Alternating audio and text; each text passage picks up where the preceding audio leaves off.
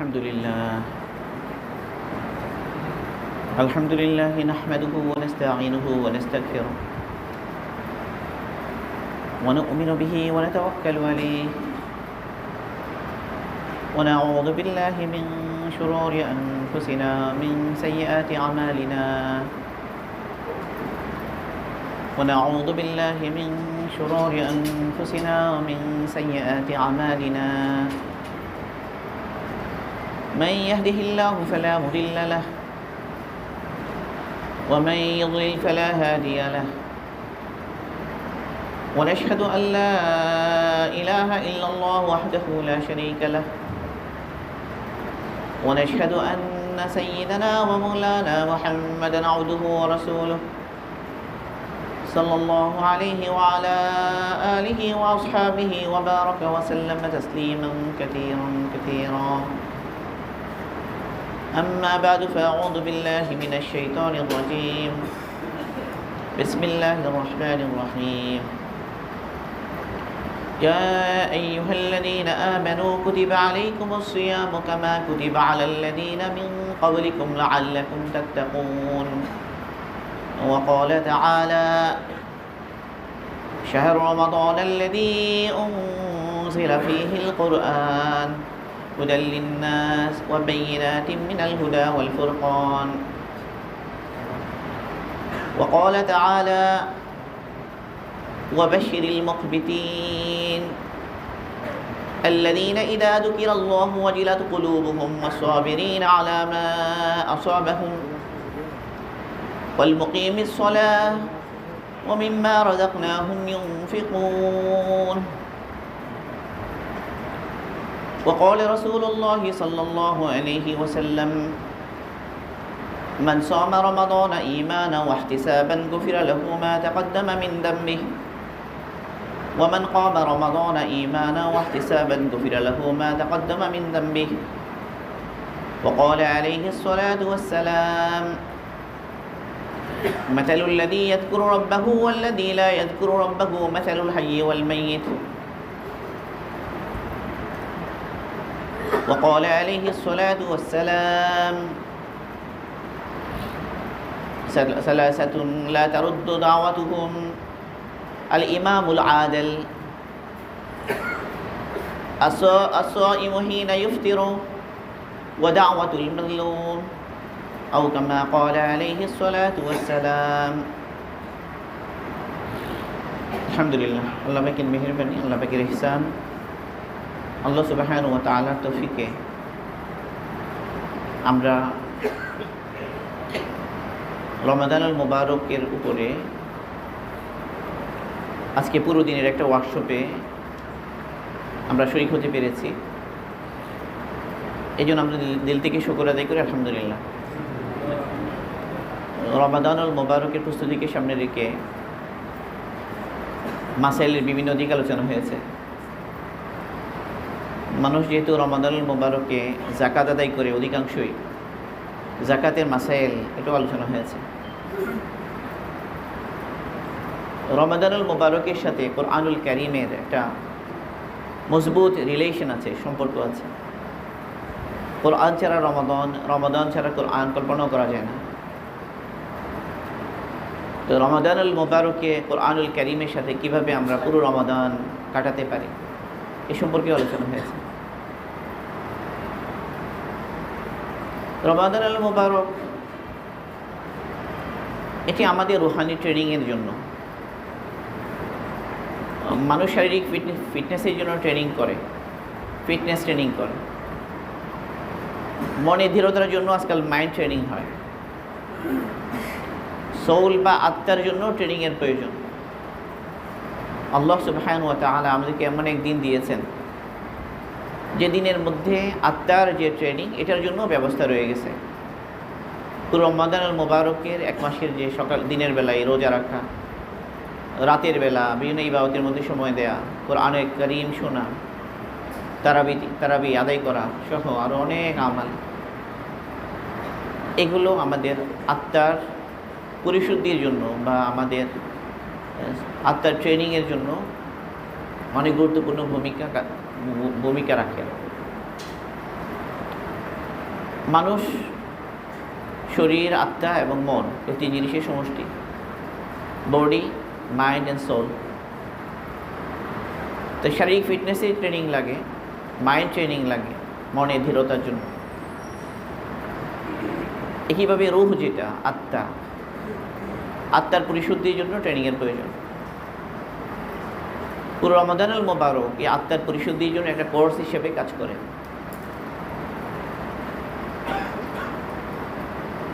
এখন যে আলোচনা, সে আলোচনার মূল প্রতিপাদ্য বিষয় এটা,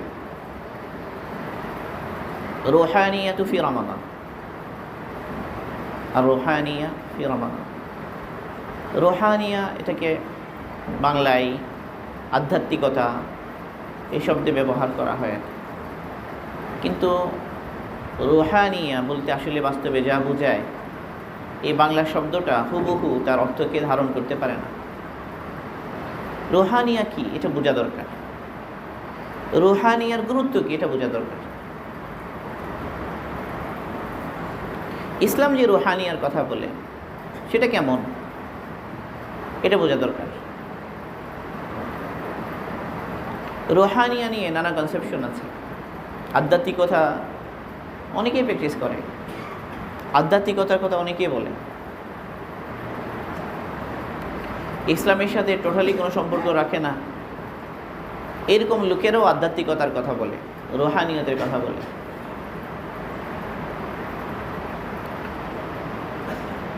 মেটেরিয়ালিস্টিক যে জগৎ বর্তমানে, এর কারণে যে ধরনের নানা ধরনের যে মানসিক অস্থিরতা, পেরেশানি, সুইসাইডাল হার বেড়ে যাওয়া ইত্যাদি, এগুলোর কারণে কাফেররাও আজকাল ওরাও মানে মেটেরিয়ালিজমের বিপরীতে এরা কিছু আধ্যাত্মিকতার চর্চা করতে চায়। তো রুহানিয়াটা অনেকের কাছে কেবল একটা ভাব বা একটা ফিলিংস, একটা শুউর, একটা অনুভূতি। কিন্তু ইসলামে রুহানিয়া এটা অনেক ব্যাপক।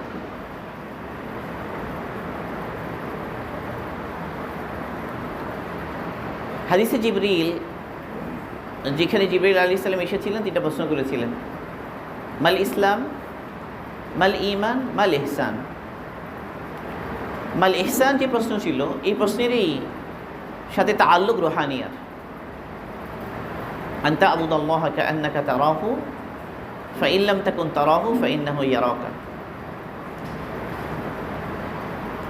এই রুহানিয়ার ক্ষেত্রে মুসলমান যত শক্তিশালী হবে, সর্বক্ষেত্রে সে শক্তিশালী হবে। তার কাছে জাগতিক বিষয়বস্তু বা জাগতিক বিষয়াদি যদি নাও থাকে, জাগতিক দিক দিয়ে যদি সে দুর্বল হয়, তারপরেও সে শক্তিশালী হবে তার রুহানিয়ার কারণে। রুহানিয়া এটা যেমন ইবাদতের মধ্যে লাগে, রুহানিয়া দিনের মেহনত করতে লাগে, রুহানিয়া জিহাদের মধ্যে লাগে। রুহানিয়া এমন একটা জিনিস, এটা সব জায়গায় লাগে। যে মানুষটা মসজিদে নামাজের মধ্যে দাঁড়ানো, তার যেন রুহানিয়া দরকার হয়। যেটা জিহাদের ময়দানে ঘোড়ার উপরে সওয়ার আছে, তারও রুহানিয়া দরকার হয়। যেটা দাওয়াতের ময়দানে চলছে ফিরছে, তারও রুহানিয়া দরকার হয়। যে ওস্তাদ মাদ্রাসার মধ্যে তালিম দিচ্ছেন, তারও রুহানিয়া দরকার হয়। রুহানিয়া এমন সার্বজনীন জিনিস। উম্মার দ্বীনি কাজগুলোর মধ্যে এমন কোনো কাজ হতে পারে না যেখানে আমরা রুহানিয়ার মুখাপেক্ষী না। এই রুহানিয়ার যে ব্যাপকতা, এটা বোঝা দরকার, উপলব্ধি করা দরকার। রুহানিয়াটা কি? কোরআনে কারীমে এই রুহানিয়াকে নানা শব্দে বলা হয়েছে। কোথাও বলা হয়েছে ইকবাত, কোথাও বলা হয়েছে খুশু। বিভিন্ন শব্দে রুহানিয়াকে তুলে ধরা হয়েছে। রুহানিয়া এটার বিপরীত আরেকটা শব্দ আছে, রহবানিয়া, বৈরাগ্য সাধনা। না, আমাদের ইসলামে যে রুহানিয়া, সেটা ওই অর্থে বৈরাগ্য সাধনা নয়। জাগতিক জীবনের সাথে বিচ্ছিন্নতা, বস্তু জগতের সাথে সম্পূর্ণ সম্পর্ক ছিন্ন করা, কেবল সারা জিন্দেগি ইবাদতের মধ্যে কাটিয়ে দেওয়া, বাস্তব জীবনের সাথে কোনো সম্পর্ক না রাখা, ঠিক এই ধরনের বৈরাগ্য এটা ইসলাম সমর্থন করে না।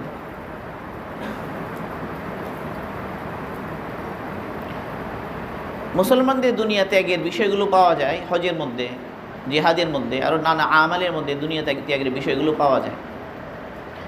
দুনিয়াকে ছেড়ে চলে যাওয়া, দুনিয়াকে কোরবান করা, এমন নিয়ে জানটা সুদ পর্যন্ত দিয়ে দেওয়া, এটা হলো রুহানিয়ার সর্বোচ্চ প্রকাশ। সাহাবা রাদিয়াল্লাহু আনহুমের মাঝে রুহানিয়া এটা পুরো মাত্রায় বিদ্যমান ছিল। এই জন্য তাদের ব্যাপারে ইসলামের দুশ্মনেরা যে বিভিন্ন জাসুস পাঠিয়েছে, গুপ্তচরেরাদেরকে পাঠিয়েছে, গোয়েন্দারা পাঠিয়েছে, সেই গোয়েন্দারা মুসলমানদের ব্যাপারে যে রিপোর্ট দিয়েছে, ওই রিপোর্টের মধ্যে রুহানিয়ার বিষয়টা অনেক সুন্দরভাবে ফুটে উঠেছে। রহবানুন বিল্লাইল ওয়া ফুরসানুন ফিন নাহার, দিনের বেলা ঘোড়ার উপর সওয়ার, রাতের বেলা রহবান বৈরাগী যায় নামাজে সওয়ার। দিনের বেলা দিনের সমস্ত মেহনতগুলো পুরো করে, দিনের যত কাজগুলো, যত দায়িত্বগুলো, যত জিম্মাদারিগুলো, এগুলো আদায় করে। রাতের বেলা আল্লাহ তাআলার সামনে ইবাদতে দাঁড়ায়, আল্লাহকে ডাক, আল্লাহর সামনে রোনাজারি করে, কান্নাকাটি করে, আল্লাহ তাআলার কালাম তিলাওয়াত করতে থাকে, রুকুতে সিজদায় পুরো রাত কাটিয়ে দেয়। আম্মান হুয়া কানিতুন আনা আল-লাইলি সাজিদান ওয়া কাইমা ইয়াহদারুল আখিরাতা ওয়া ইয়ারজু রাহমাতা রাব্বি কুল হাল ইয়াস্তাবিল লাযীনা ইয়া'লামুনা ওয়াল লাযীনা লা ইয়া'লামুন ইন্নামা ইয়াতাযাক্কারু উলুল আলবাব। মুসলমানদের হালত এরকম। মুসলমানদের রাতের আমালে বর্ণনা যেমন কোরআনে পাকে এসেছে, মুসলমানদের দিনের আমালে বর্ণনাও কোরআনে পাকে এসেছে। রুহানিয়া যেমন রাতের ইবাদতের মধ্যে, তেমনি রুহানিয়া তার মুআমালাতে, মুআশারাতে, দাওয়াতে, জেহাদে, কর্মক্ষেত্রে, সর্বক্ষেত্রে রুহানিয়ার আছর থাকবে, প্রভাব থাকবে। রুহানিয়া মানে এরকম নয় যে সব কিছু ছেড়ে কেবল সেই ইবাদতের মধ্যে লিপ্ত থাকে। রুহানিয়া মানে হলো সব কিছুর মধ্যে থেকেও না থাকা, বস্তুর মধ্যে সবসময় বস্তুর চার বেষ্টনীতে থেকেও সে আল্লাহর সাথে থাকা, এটাই রুহানিয়া।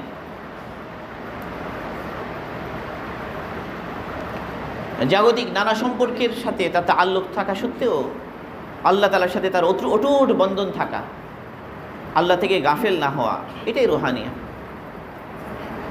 রাজুলুন কলবুহু মুআল্লাকুম বিল মাসাজিদ, আরশের ছায়া কাদের জন্য, এটার বর্ণনা আল্লাহ রাসূল বলেছেন রাজুলুন মুআল্লাকুন কলবুহু বিল মাসাজিদ, কলবুহু মুআল্লাকুন বিল মাসাজিদ, এমন মানুষ যার অন্তর মসজিদের সাথে আটকা থাকে, মসজিদে বসে থাকে না, মসজিদে আসে, ইবাদত করে, আমাল করে, মসজিদ থেকে আবার বাইরে যায়, ব্যবসা করে, চাকরি করে, দাওয়াতে, জিহাদে, নানা দিনের দিন নানা থাকা যায়, নিয়ে সময়কে ব্যবহার করে।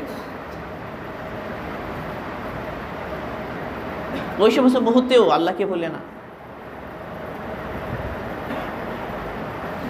আল্লাহ স্মরণ তার দিলের মধ্যে তাজা থাকে।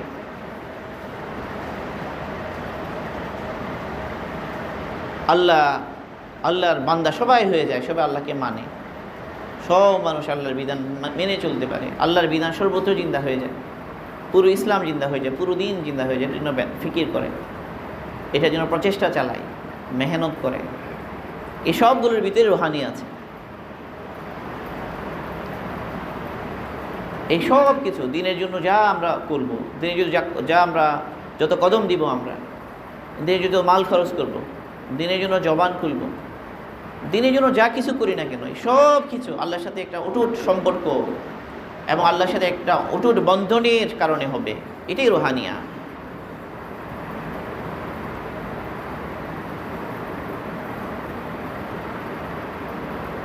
এই রুহানিয়া হাসিলের জন্য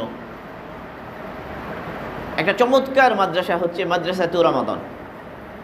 রমাদানকে একটা মাদ্রাসা বললাম আর কি। রমাদানের এই পাঠশালার মধ্যে রুহানিয়া এটা তালিম হবে, রুহানিয়া হাসিলের জন্য মেহনত হবে। জালুত আর তালুতের যে লড়াই হলো, তো একটা পর্যায়ে দেখা গেল যে তারা অনেক শক্তিশালী, সংখ্যায় বেশি, তখন কিছু মানুষ এই কথা বলে উঠলো, কিছু মানুষ বলল যে না, আমরা তো পারবো না, তাদের সাথে লড়াই করার সামর্থ্য আমাদের নাই। এখন ওই তাদের মধ্য থেকেই কিছু মানুষ এই কথা বলে উঠলো,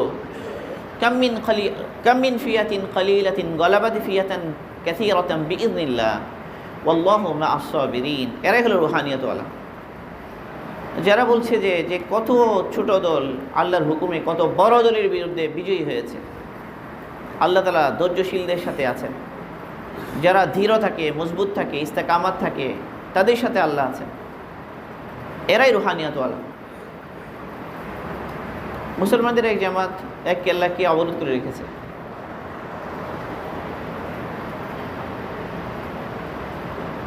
আবু উবাইদা ইবনে জাররাহ রাদিয়াল্লাহু তাআলা আনহু উনি জিম্মাদার আমির। অনেকদিন ধরে কেল্লা বিজয় হচ্ছে না, অনেকদিন ধরে বিজয় হচ্ছে না, কি করা যায়? এক পর্যায়ে তারা ভিতর থেকে এই সংবাদ পাঠালো যে আমরা আর পাচ্ছি না, আমরা দুর্গের যে ফটক এটা আমরা খুলে দিব, তোমরা নির্বিঘ্নে প্রবেশ করো, তোমাদের সাথে আর আমরা লড়াই করব না, আমরা তোমাদের সাথে সন্ধি করব, আমরা গেট খুলে দেব।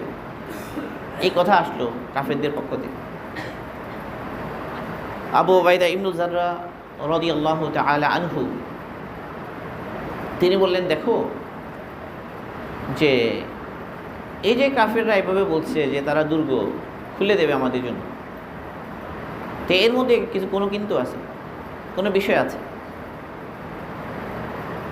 আবু উবাইদা ইবনে জাররাহ উনি মুমিন ছিলেন, ইমানদার ছিলেন, ফেরাসাতওয়ালা ছিলেন, দূরদৃষ্টি সম্পন্ন ছিলেন। হাদিসে পাকে এসেছে যে ইত্তাকু ফিরাসাতাল মুমিন ফাইন্নাহু ইয়ানজুরু বিনুরিল্লাহ। ইত্তাকু, তোমরা ভয় করো, ফিরাসাতাল মুমিন, মুমিনের দূরদর্শিতাকে তোমরা ভয় করো। ফাইন্নাহু ইয়ানজুরু বিনুরিল্লাহ, কারণ সে আল্লাহর নূর দিয়ে দেখে। আবু উবাইদা ইবনে জাররাহ রাদিয়াল্লাহু তাআলা আনহু বললেন, ঠিক আছে, যে তারা যেহেতু দুর্গ খুলেই দিয়ে আমরা প্রবেশ করব, তবে আমাদের সবার চোখ নজর নিচু থাকবে, কোনো হারাম জিনিস আমাদের সামনে আসলে এটার দিকে আমরা তাকাবো না,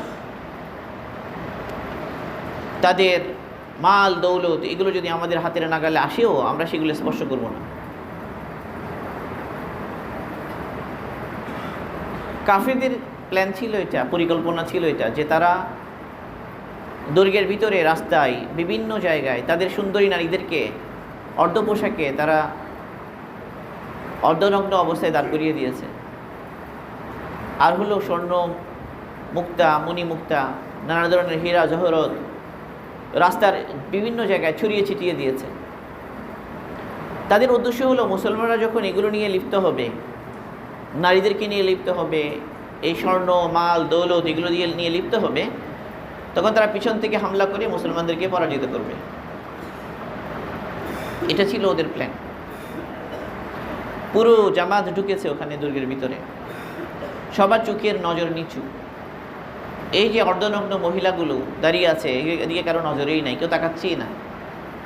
হীরা জহরত মণি মুক্তা এগুলো সব আশপাশে ছড়ানো আছে, কেউ এগুলোর দিকে নজরেই দিচ্ছে না। পুরো দুর্গবাসী উপর থেকে দেখছে মুসলমানদের হালাত, কি হালতে রাখ। তারা অবাক হয়ে বলছে, আরে এই লোকগুলো কি লোহার তৈরি নাকি কিসের তৈরি? এরা কাঠের তৈরি, মানে মানুষ হলে তো এরকম করতে পারে না। এইরকম পরিস্থিতিতে তো মানুষ স্বাভাবিকভাবে এই সমস্ত জিনিসের দিকে প্রলুব্ধ হবে, মানুষ আকৃষ্ট হয়, এরকম সব জিনিস ছড়িয়ে দেওয়া হয়েছে। আশ্চর্য ব্যাপার, যারা কোনো দিকেই তাকাচ্ছে না। এরা পুরো জাতি অবাক হয়ে গেছে যে এরা মানুষ না ফেরেশতা। তাদের এই আখলাকের ধীরতা, তাদের এই ইমানের ধীরতা দেখে তারা সবাই ইসলাম কবুল করার জন্য তৈরি হয়ে গেছে। পুরো দুর্গ কোনো লড়াই ছাড়াই ফতে হয়ে গেছে। ওই মুসলমানদের ওই জামাত রুহানিয়ার একটা চিত্র তারা পেশ করেছে। আল্লাহর সাথে সম্পর্ক, আল্লাহর সাথে তাআল্লুক, গুনাহ থেকে বেঁচে থাকা, সর্বপ্রকার গুনাহ থেকে নিজেকে বিরত রাখা। এই যে ধীরতা ইমানের, আখলাকের, এটাই রুহানিয়া।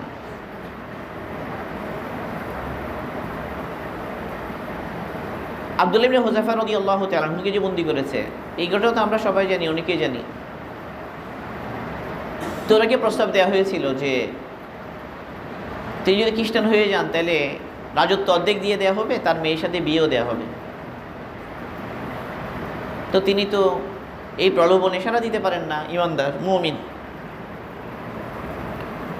তো তিনি সাড়া দেন নাই। তো বাদশাহ তার মেয়েকে সাজিয়ে গুছিয়ে আব্দুল্লাহ ইবনে হুযায়ফা রাদিয়াল্লাহু আনহুকে একটা রুমের মধ্যে বন্দী করেছে, ওখানে ঢুকিয়ে দিয়েছে। ওই মেয়ে এখানে প্রবেশ করার সাথে সাথে আব্দুল্লাহ ইবনে হুযায়ফা রাদিয়াল্লাহু যে চোখ বন্ধ করেছেন, সেই চোখ বন্ধ করেছেন, চোখ আর খোলেনি না। এই মেয়ে একদিন এক রাত চেষ্টা করলো তাকে পরিচিত করার জন্য, সে ব্যর্থ হলো। ব্যর্থ হয়ে পরের দিন সে বের হয়ে এলো। তার বাবা তাকে বলল, তুমি কেমন মেয়ে, একটা পুরুষ মানুষকে তুমি কি করতে পারলে না, প্রভাবিত করতে পারলে না? সে মেয়ে বলে যে আপনি আমাকে কার কাছে পাঠালেন? আমি ঢোকার সাথে সাথে যে এই লোক চোখ বন্ধ করেছে আর তো খুলেই না। একই লোহা দিয়ে তৈরি নাকি কাঠ দিয়ে তৈরি, কি দিয়ে তৈরি এলো? এই যে আখলাকের ধীরতা, এটাই রুহানিয়া।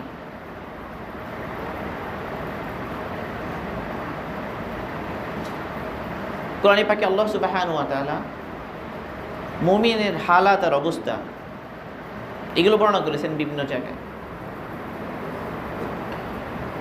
আল্লাহ তাআলার সাথে এই যে সম্পর্ক দিলের ইমান, মজবুত ইমান, আখলাকের ধীরতা, আল্লাহকে স্মরণ করা সর্বাবস্থায়, আখিরাতকে সামনে রাখা, দুনিয়াকে তুচ্ছ মনে করা, আখিরাতকে আসল মনে করা।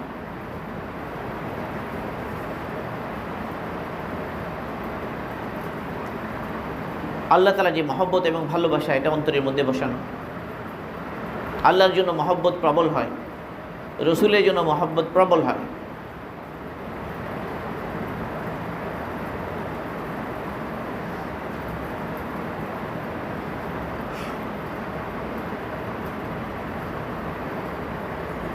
যে কোনো সময়ে দিনের ব্যাপারে কোনো নেগেটিভ কিছু আসলে মুমিনের দিলের গায়রতে লাগে, তার ইমানে লাগে। রসুলের ইজ্জতের প্রশ্ন আসলে মুমিনের দিলে লাগে, তার অন্তরে লাগে। যে কোনো ধরনের কোরবানি করার জন্য সে তৈরি হয়ে যায়। এটাই রুহানিয়া। এই রুহানিয়া বিভিন্ন স্তরে থাকে, কারো কম থাকে, কারো বেশি থাকে। আফসোসের বিষয় হলো এই জামানাতে গুনার উপকরণ অনেক বেশি বেড়ে যাওয়ার কারণে, গাফলতির আসবাব অনেক বেশি হয়ে যাওয়ার কারণে আমাদের রুহানিয়তের ক্ষেত্রে বিশাল সমস্যা সৃষ্টি হয়েছে। আল্লাহ পাকের সাথে যে তাআল্লুক, সম্পর্ক, এটা দুর্বল হয়ে গিয়েছে। সবসময় গুনার ভিতরে থাকার কারণে দিল কঠিন হয়ে গিয়েছে। আল্লাহ সুবহানাহু ওয়া তাআলা কোরআনে পাকে মুমিন যে রুহানিয়তওয়ালা, তার অবস্থা বর্ণনা করেছেন। আবার কাফের, যার অন্তর গুনার কারণে শক্ত হয়ে গিয়েছে, পাথরের চেয়ে শক্ত হয়ে গিয়েছে, তাদের বর্ণনা দিয়েছেন। আফামান শারাহাল্লাহু সাদরাহু লিল ইসলাম ওয়া হুয়া আলা নূরিম মির রাব্বিহ। এটা এক মুমিনের বর্ণনা, মুমিনের হালাতের বর্ণনা। আল্লাহ বলছেন যে ওই ব্যক্তি যার অন্তরকে আল্লাহ তাআলা ইসলামের জন্য খুলে দিয়েছেন, ইসলামের ব্যাপারে তার কোনো দ্বিধা নাই, তার অন্তরে আখিরাতের ব্যাপারে তার কোনো প্রশ্ন নাই, আল্লাহর হুকুম মানার ব্যাপারে তার কোনো প্রশ্ন নাই, শরীয়তের যে কোনো বিধান এর উপর ওঠার জন্য সে প্রস্তুত। আখিরাতের উপর তার অটল ঈমান। সে তো আল্লাহ পাকের তরফ থেকে তৌফিক এবং অন্তর্দৃষ্টির এক বিস্ময়কর নূর লাভ করেছে। সে নূর যে লাভ করেছে, আর যার অন্তর শক্ত, পাথরের চাইতেও শক্ত, আল্লাহ পাকের স্মরণে বিগলিত হয় না, আখিরাতের আলোচনায় গলে না, এই দুই ব্যক্তি কি এক বরাবর হতে পারে? আফামান শারাহাল্লাহু সাদরাহু লিল ইসলাম ওয়া হুয়া আলা নূরিম মির রাব্বি। ওই ব্যক্তি যার অন্তরকে আল্লাহ তাআলা প্রশস্ত করে দিয়েছেন, উন্মুক্ত করে দিয়েছেন ইসলামের জন্য, এবং সে আল্লাহ তাআলার নূর দ্বারা, তার রবের প্রদত্ত নূর দ্বারা সে চলে, নূরের উপর সে আছে, সে কি ওই ব্যক্তির মতো হতে পারে যে অন্ধকারে পড়ে আছে, যার অন্তর কঠিন হয়ে গিয়েছে? আল্লাহ তাআলা স্মরণের জন্য তার অন্তর বিগলিত হয় না? এরপর আল্লাহ তাআলা বলেন, ফাওয়াইলুল লিল কাসিয়াতি কুলুবুহুম মিন যিকরিল্লাহ উলাইকা ফি দালালিম মুবিন। ওই লোকগুলো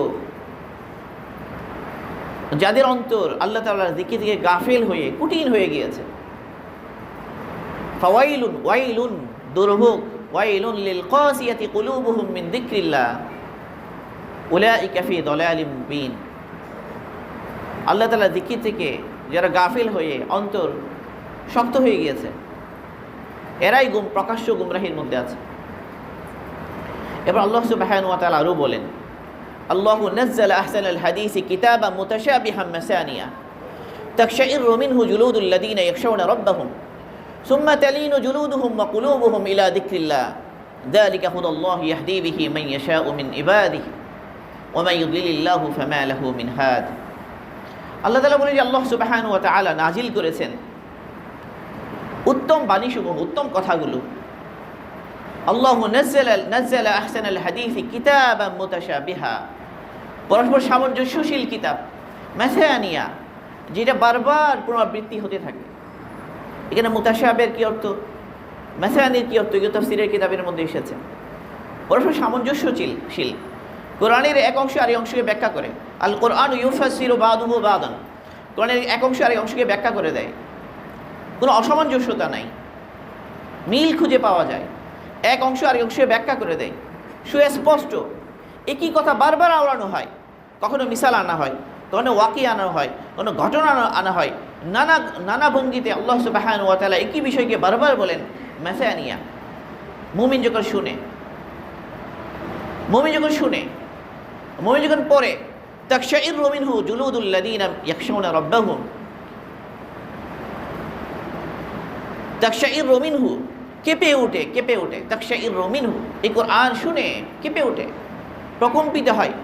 জুলুদুল লাযীনা ইয়াখশাউনা রাব্বাহুম, ওই সমস্ত লোকদের শরীর কেঁপে ওঠে, তাদের চামড়াতে লোম খাড়া হয়ে যায়, যারা আল্লাহকে ভয় করে।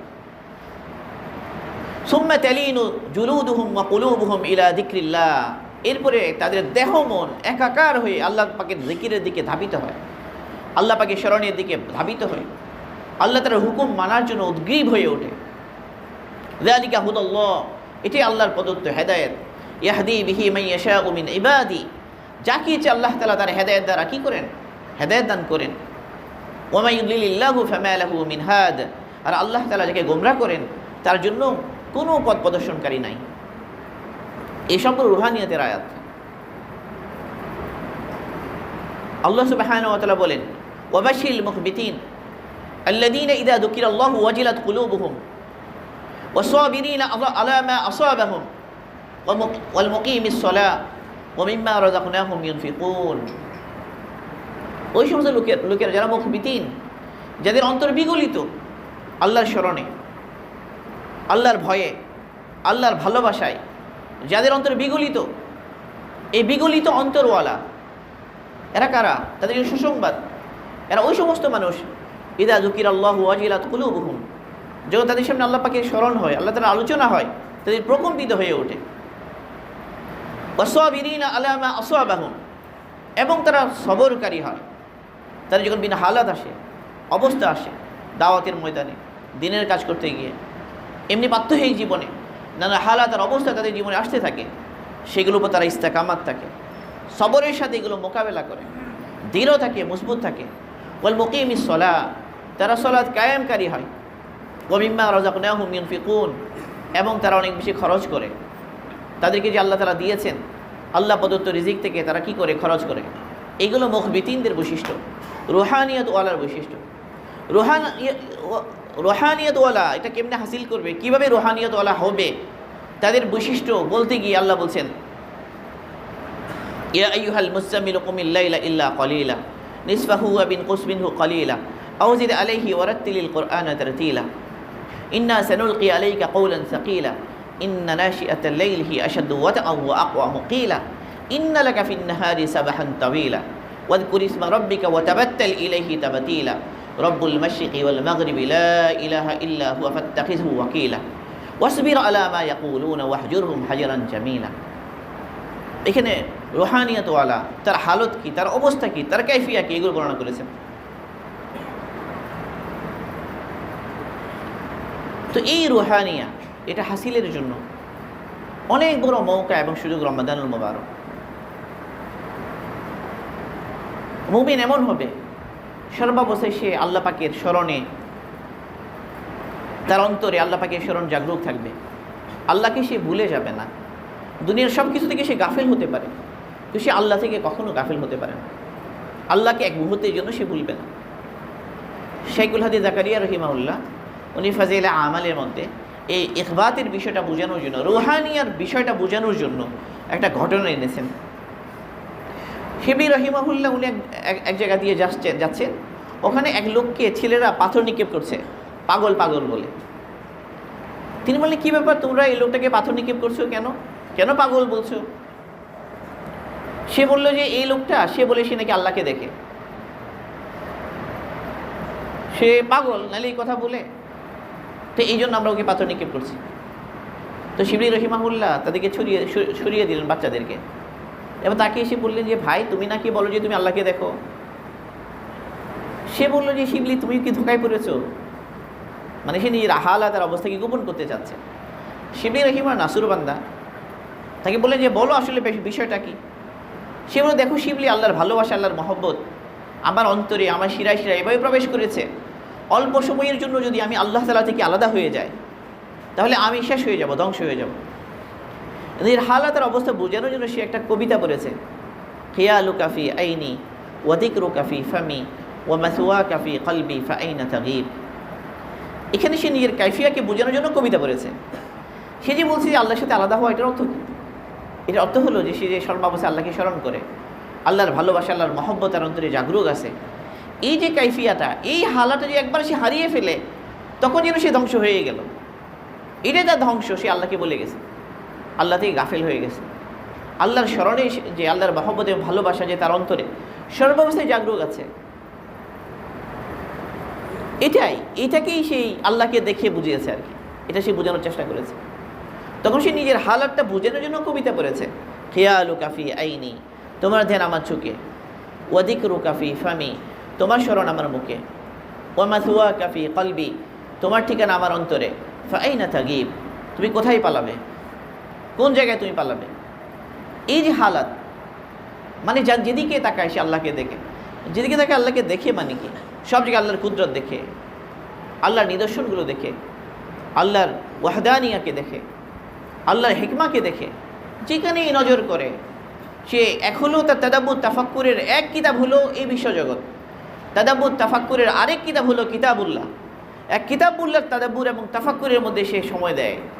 আরেকবার হলো চোখের চারপাশে যে বিশ্বজগৎ আল্লাহ তাআলা সাজিয়েছেন, এক বিশাল কিতাব, বিস্তৃত কিতাব, এই কিতাবের প্রত্যেকটা বিষয় নিয়ে সে ভাবে, চিন্তা করে, ফিকির করে, এবং প্রতি মুহূর্তে আল্লাহ তাআলার সাথে তার সম্পর্ক মজবুত হতে থাকে। আল্লাহ তাআলাকে সে প্রতিদিন নতুন করে চিনতে থাকে, আল্লাহ তাআলার সাথে তার বন্ধন মজবুত হতে থাকে, আল্লাহ পাকের মারিফাতের ক্ষেত্রে সে আগে বাড়তে থাকে, প্রতিদিনই তার তরক্কি হয়। ফলে সে বলতে থাকে, রব্বানা মা খলাকতা হাযা বাতিলা সুবহানাকা ফাকিনা আযাবান নার। হে আল্লাহ, রব্বানা মা খলাকতা হাযা বাতিলা, আপনি এগুলো অনর্থক সৃষ্টি করেননি, আমরা আপনারই পবিত্রতা বর্ণনা করি, আপনি আমাদেরকে জাহান্নামের আগুন থেকে বাঁচান। সূরা আলে ইমরানের শেষের দিকে এই আয়াতগুলো আছে। রাসূল সাল্লাল্লাহু আলাইহি ওয়াসাল্লাম শেষ রাতে জেগে এই আয়াতগুলো পড়ছিলেন, এগুলো নাজিল হয়েছে। এগুলো শেষ রাতে পড়া, এটাও একটা মাসনুন আমাল।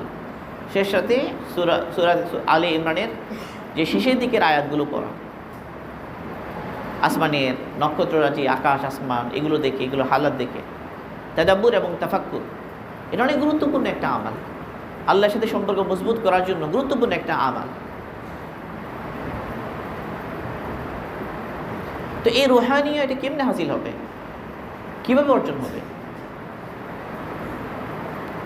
এই যে বস্তু জগতের সাথে আমাদের সম্পর্ক, আমাদের এই যে শরীর, এটার পরিচর্যার জন্য পুরো বছর আমরা ব্যয় করি, পুরো বছর খাই, ঘুরে ঘুরে খাই, মজার মজার খাই। রমাদানুল মোবারকে এই খাওয়াটা বন্ধ করেছেন সাময়িক একটা সময়। রাতের বেলা তারাবিতে কোরআন দিয়েছেন, কোরআন শুনবে, শেষ রাতেও কোরআন তিলাওয়াত করবে, সারাদিন কোরআন তিলাওয়াত করবে। পুরো রমাদানুল মোবারক হবে কোরআনময়। শুধু তিলাওয়াত করবে না, আল্লাহ তৌফিক দিলে তাদাব্বুরও করবে, তাফাক্কুরও করবে, চিন্তা ভাবনাও করবে। এই যে কোরআন, এটা তার অন্তরের পরিশুদ্ধির জন্য এক ঔষধ। দিনের বেলা রোজা অন্তরের পরিশুদ্ধির জন্য আরেক ঔষধ। মানুষের পেট যখন ভর্তি থাকে তখন তার মধ্যে শাহওয়াত জাগে, কামনা বাসনা জাগ্রত হয়। আর মানুষের পেট যখন খালি থাকে তখন এই শাহওয়াত এটা দমে। এই জন্য মুহাম্মদ রাসূলুল্লাহ সাল্লাল্লাহু আলাইহি ওয়াসাল্লাম যুবকদেরকে উদ্দেশ্য করে বলেছেন, ইয়া মাশারাশ শাবাব মান ইসতাতা মিনকুমুল বাআতা ফালইয়াতাযাওয়াজ ফাইন্নাহু আগাদ্দু লিল বাসার ওয়া আহসানু লিল ফারাজ ওয়া মান লাম ইস্তাতি ফাআলাইহি বিস-সাওম ফাইন্নাহু লাহু বিজাউন। রাসূল সাল্লাল্লাহু আলাইহি ওয়াসাল্লাম বলেন, হে যুবকেরা, তোমাদের মধ্যে যারা সামর্থ্য রাখো বিয়ে করে ফেলো, আর যদি সেই সামর্থ্য না রাখো তাহলে কি করো, রোজা রাখো। হে যুবকেরা, তোমরা যারা সামর্থ্য রাখো বিয়ে করে ফেলো, ফাইন্নাহু আগাদ্দু লিল বাসার ওয়া আহসানু লিল ফারাজ, কারণ সেটা নজরের হেফাজতের জন্য বেশি সহায়ক, লজ্জাস্থানের হেফাজতের জন্য সহায়ক। ফাইন লাম ইস্তাতি, যদি বিয়ে করতে না পারো কেন? টাকা নাই, নাফাকা দিতে পারবা না, মহারণা দিতে পারবা না, তো যে পারো না তো কি করো, ফাআলাইহি বিস-সাওম, সে রোজা রাখবে। ফাইন্নাহু লাহু বিজাউন, এই রোজা তার শাহওয়াত দমনে সহায়ক হবে। আর কোরআনের মধ্যেও কীভাবে শাহওয়াতকে দমনের, অন্তরের পরিশুদ্ধির উপকরণ আছে। এবং সেটা যদি রাতের বেলা হয়, রাতের বেলা যদি নামাজে তেলাওয়াত হয়, এমনকি যদি সেটা শেষ রাতে হয় কোরআন তেলাওয়াত করে, তাহলে এটা তার অন্তরকে, তার শাহওয়াতকে দলনের জন্য অনেক সহায়ক। ইন্না নাশিআতিল লাইলি হিয়া আশাদ্দু ওয়াতআউ ওয়া আকওয়ামু কিলা, এই রাতের বেলা জেগে ওঠাটা, এটা শাহওয়াতকে দলনে অনেক বেশি সহায়ক। আমাদের তো উচিত ছিল সারা বছরই শেষ রাতে আল্লাহর সামনে দাঁড়ানো। যখন এই আয়াত নাজিল হয়েছে, ইয়া আইয়ুহাল মুযাম্মিল কুমিল লাইলা ইল্লা কালিলা নিসফাহু আও ইনকুস মিনহু কালিলা, এক বছর পর্যন্ত সাহাবা রাদিয়াল্লাহু আনহুম, আল্লাহ রসুল তো আসেনি, সাহাবারা কেউ শেষ রাতে ঘুমান নাই, সবাই জাগা, সবাই রাতে জাগেন, সবাই ইবাদত করেন পুরো এক বছর ফরজ। এবার রুখসত আসলো পরে, মুজাম্মিলের শেষের দিকে রুখসতের অংশটা আছে, কিন্তু প্রথম অংশে আছে বিধানটা এইভাবে যে জাগেন, হুকুম অর্ডার, তো সবাই জাগতেন। রাতের বেলা আল্লাহর রাস্তায় বের হয়েছে, জিহাদের মধ্যে দিয়ে ফেরার পথে পাহারা দিচ্ছে এক জায়গায়, সেখানে দুই ব্যক্তি পাহারার জন্য দাঁড়িয়েছে। তারা পালা ঠিক করেছে, একজন পাহারা দিবে, আরেকজন ঘুমাবে, পরবর্তীতে এ পাহারা দিবে, ওই ব্যক্তি ঘুমাবে। তো এক সাহাবী দাঁড়িয়েছে, উনি চিন্তা করলেন পাহারায় যখন দিতে হচ্ছে তা থেকে নামাজে দাঁড়ায়, নামাজ বড় প্রিয়, কোরআন বড় প্রিয়, নামাজে দাঁড়িয়ে গিয়েছেন, কোরআন তিলাওয়াত করছেন, সূরা কাহাফ শুরু করেছেন, আর এত মজা লাগছে যে শেষ করতে ইচ্ছে করছে না। এমন সময় দুশমন টের পেয়ে গেছে, তীর ছোড়া শুরু করেছে, পিঠে তীর লাগছে এদিকে এদিকে, কিন্তু ওই ব্যক্তি নামাজ ছাড়তে ইচ্ছে করছে না। কোরআনের মধ্যে যে স্বাদ আর মজা লাগতেছে, সেই মজা এটা ছাড়তে কোনোভাবে ইচ্ছে করছে না। পরে মনে পড়লো যে আরে আমাকে তো আল্লাহ রাসূল একটা দায়িত্ব দিয়েছেন, পাহাড়ে দাঁড়িয়ে জিম্মাদারি দিয়েছেন, কারণ আমি যদি মারা যাই দায়িত্ব অবহেলা হবে। এই জন্য তাড়াতাড়ি নামাজ শেষ করে সাথীকে জাগালেন। উনি তাকে বলছেন যে ভাই, আল্লাহর কসম, যদি আমার এই পাহারাদারির বিষয়টা আমার মনে না পড়তো তো আমি তীরের পর তীর খেয়ে মরে যেতাম, কিন্তু আমি সূরাতুল কাহাফ যে পড়ছি এটা শেষ না করে আমি কি করতাম না, নামাজ শেষ করতাম না। এই হলো রুহানিয়া।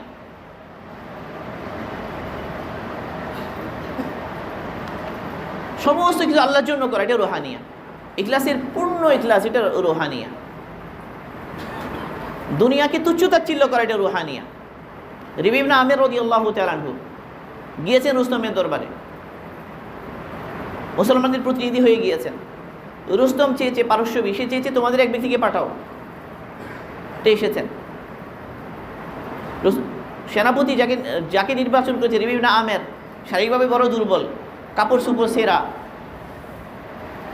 জীর্ণ শীর্ণ শরীর, তলোয়ার যেটা এটা জং ধরা, যে সোয়ারি সেটাও দুর্বল, মানে দুর্বল, মানে মাদি যে জাগতিক দিকগুলোতে সবচেয়ে দুর্বল লোকটা, এই লোকটাকে পাঠিয়েছেন। তারা তো ভিতরে ঢুকতেই দিবে না,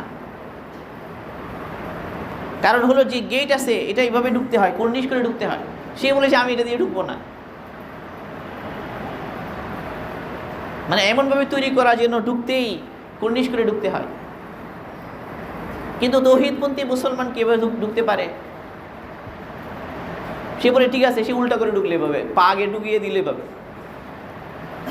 তারপরে এই যে তলোয়ার দিয়ে ও যে দামি গালিচা এভাবে খোঁচাতে খোঁচাতে গিয়ে ওখানে স্বর্ণের চেয়ার দিল, ওটা উল্টিয়ে মাটিতে বসে গেল এবং ওই চেয়ারের সাথে সোয়ারি বেঁধে দিল। তার যে কার্যকলাপ এগুলো দেখে পুরো রুস্তমের দরবারের সবার বুক দুরু দুরু করে কাঁপা শুরু করলো। দুর্বল লোক, চিন্তা করেন, এই দুর্বল লোক, প্রচণ্ড সাহস ভিতরে, আল্লাহ তার উপরে বিশাল আস্থা, রুহানিয়তে ভরপুর অন্তর, সব লোক কাঁপাকাঁপি শুরু হয়ে গেছে। রুস্তমের না জানি ওই দিন কয়বার নাকি পায়খানা হয়েছে। এরপরে সে জিজ্ঞাসা করেছে কেন এসেছে, তোমাদের খাবার নাই, টাকা পয়সা নাই, এই জন্য এসেছে। সে বলে যে না, আমরা তো আসিনি, ইবতাআসানা আল্লাহ, আল্লাহ আমাদেরকে পাঠিয়েছেন লিনুখরিজাল ইবাদ মিন ইবাদাতিল ইবাদ ইলা ইবাদাতি রাব্বিল ইবাদ। আল্লাহ তাআলা আমাদেরকে মানুষের গোলামি থেকে বের করে আল্লাহ তাআলার গোলামিতে নিয়ে যাওয়ার জন্য পাঠিয়েছেন। আল্লাহ তাআলা আমাদেরকে মিন দায়কিদ দুনিয়া ইলা সাআতিহা, দুনিয়ার সংকীর্ণতা থেকে বের করে প্রশস্ত আকীদার দিকে নিয়ে যাওয়ার জন্য পাঠিয়েছেন। মিন জাওরিল আদিয়ান ইলা আদালিল ইসলাম, সমস্ত ধর্মের যে জুলুম এখান থেকে বের করে ইসলামের ইনসাফের দিকে পাঠিয়েছেন। এই রুহানিয়া অন্তরে ধারণ করেই মুসলমান দাওয়াতের ময়দানে, দ্বীনের কাছে, আল্লাহ রাস্তায় মুসলমান দাপিয়ে বেরিয়েছে।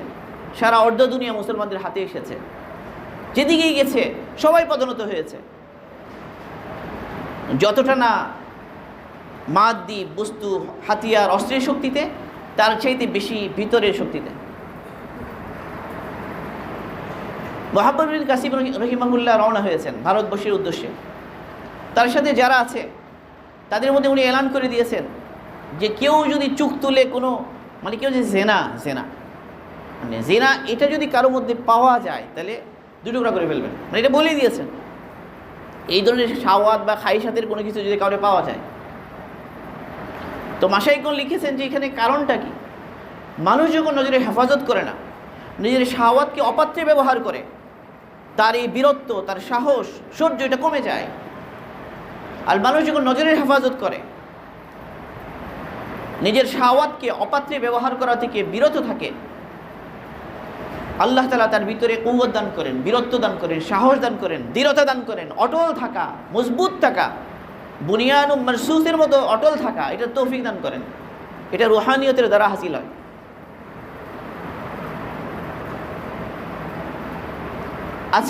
আজকালকার যে দুনিয়াতে গুনাহ, অশ্লীলতা, বেহায়াপনা অনেক বেশি বেড়ে গেছে, ফলে আমাদের যে ইমানি কুওয়া এটা দুর্বল হয়ে গেছে, আমাদের আমাল নড়বড়ে হয়ে গেছে, আল্লাহ পাকের উপরে আমাদের যে আস্থা এখানে ছিঁড় ধরেছে। রমাদানুল মুবারক এটা এই জন্য যে আমরা যেন সত্যিকার অর্থেই এই যে রুহানি যে শক্তি এটাতে বলিয়ান হতে পারি। কেমনি এটা হাসিল হবে?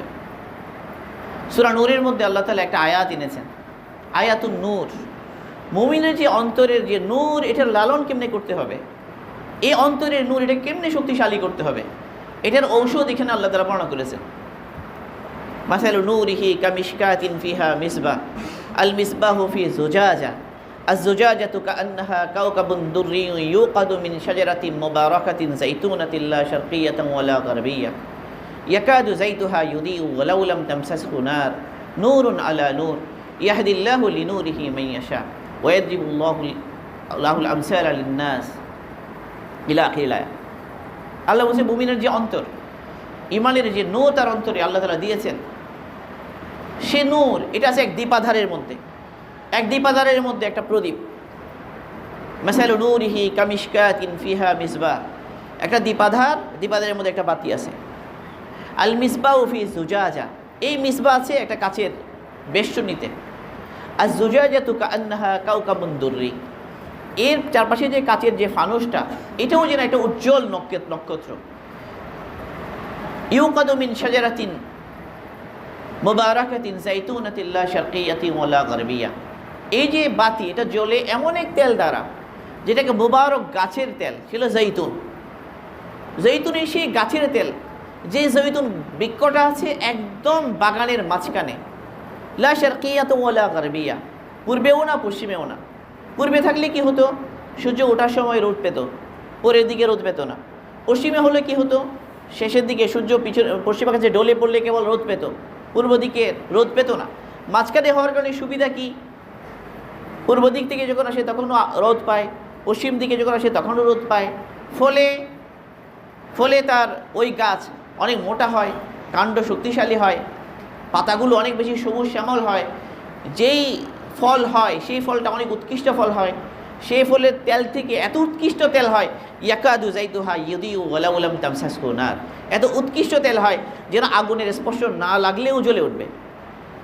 সেটা এত উজ্জ্বল আর প্রজ্জ্বল তেল যেন আগুনের স্পর্শ না হলেও জ্বলবে। ইয়াকাদু যাইতুহা ইউদিউ, ইয়াকাদু হচ্ছে আফআলুল মুকারাবা, মানে এটা হলো জ্বলে জ্বলে করে কিন্তু জ্বলে না, এই টাইপের আসলে। মানে যদিও মিসাল হচ্ছে যে আগুন না লাগলেও জ্বলবে, কিন্তু বাস্তবে তো আগুন না লাগলে জ্বলবে না। এটা কিসের আগুন বলেন? এটা হলো নূরুল ওয়াহি, নূরুল কোরআন। এক হলো নূরুল ঈমান, এক হলো নূরুল কোরআন। নূরুন আলা নূর, দুই নূর যখন একত্রিত হবে, ইয়াহদিল্লাহু লিনূরিহি মান ইয়াশা, মুমিনের অন্তরে যে ঈমানের নূর, এটা লালনের জন্য কোরআনের নূর লাগবে। কোরআনের এই নূরের সাথে টাচবিহীন যদি অনেক মেহনত করা হয়ও কোরআনের সাথে তাআল্লুক নাই, ওয়াহির নূরের সাথে সম্পর্ক নাই, তাহলে এটা চলবে না।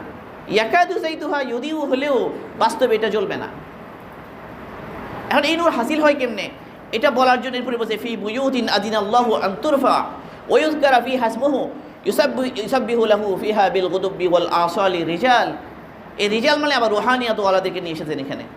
ফি বুয়ুতিন আদিনাল্লাহু আন তুরফা, এই নূরের লালন এবং এই নূরের চর্চার জন্য, এই নূরের বিকাশের জন্য কিছু ঘরের কথা আলোচনা আসছে এখন। ফি বুয়ুতিন, ওই সমস্ত ঘর, এর মধ্যে আল্লাহর ঘর, যেখানে আল্লাহর বরত্বের আলোচনা হবে, তাসবিহ হবে, তাহলিল হবে। ফি বুয়ুতিন আদিনাল্লাহু আন তুরফা, আল্লাহ পাক আদেশ করেছেন যে এই ঘরগুলোকে কি করার জন্য, সম্মান করার জন্য, রেসপেক্ট করার জন্য, এগুলোর মর্যাদা বুলন্দ করার জন্য। ওয়ুযকারা ফিহা ইসমুহু, এবং ওই সমস্ত ঘরের মধ্যে আল্লাহর নামে জিকির করার জন্য। ইউসাব্বিহু লাহু ফিহা বিল গুদুবি ওয়াল আসালি রিজালুন, ওই সমস্ত ঘরের মধ্যে সকালে এবং সন্ধ্যায় আল্লাহর তাসবিহ পড়ে কিছু কামেল ব্যক্তি। রিজাল বলা হয় কামেল লোকদেরকে, অর্ডিনারি সাধারণ পার্সনকে রিজাল বলা হয় না। এরা কেমন রিজাল, এদের বৈশিষ্ট্য বর্ণনা করছেন। রিজালুল্লাহ তুলহিহিম তিজারাতুন ওয়ালা বাইউন আন যিকরিল্লাহি ওয়া ইকামিস সালাতি ওয়া ইতাইজ যাকাত ইয়াখাফুনা ইয়াওমান তাতাকাল্লাবু ফিহিল কুলুব ওয়াল আবসার। আল্লাহ বলছেন এরা এমন মানুষ, ছোট ক্রয় বিক্রয়, এটা বাইউন ছোট ব্যবসা, তিজারা বড় ব্যবসা, কোনোটাই এদেরকে আল্লাহ পাকে জিকির থেকে গাফেল করে না, আল্লাহ পাকে জিকির থেকে বিরত রাখতে পারে না, সালাত কায়েম করা থেকে বিরত রাখতে পারে না, যাকাত আদায় করা থেকে বিরত রাখতে পারে না। ইয়াকাফুনা ইয়াওমান, কারণ তারা এমন দিনকে ভয় করে, তাতাকাল্লাবু ফিহিল কুলুব ওয়াল আবসার, যেদিন চক্ষু উলটপালট হয়ে যাবে, দিলগুলো উলটপালট হয়ে যাবে।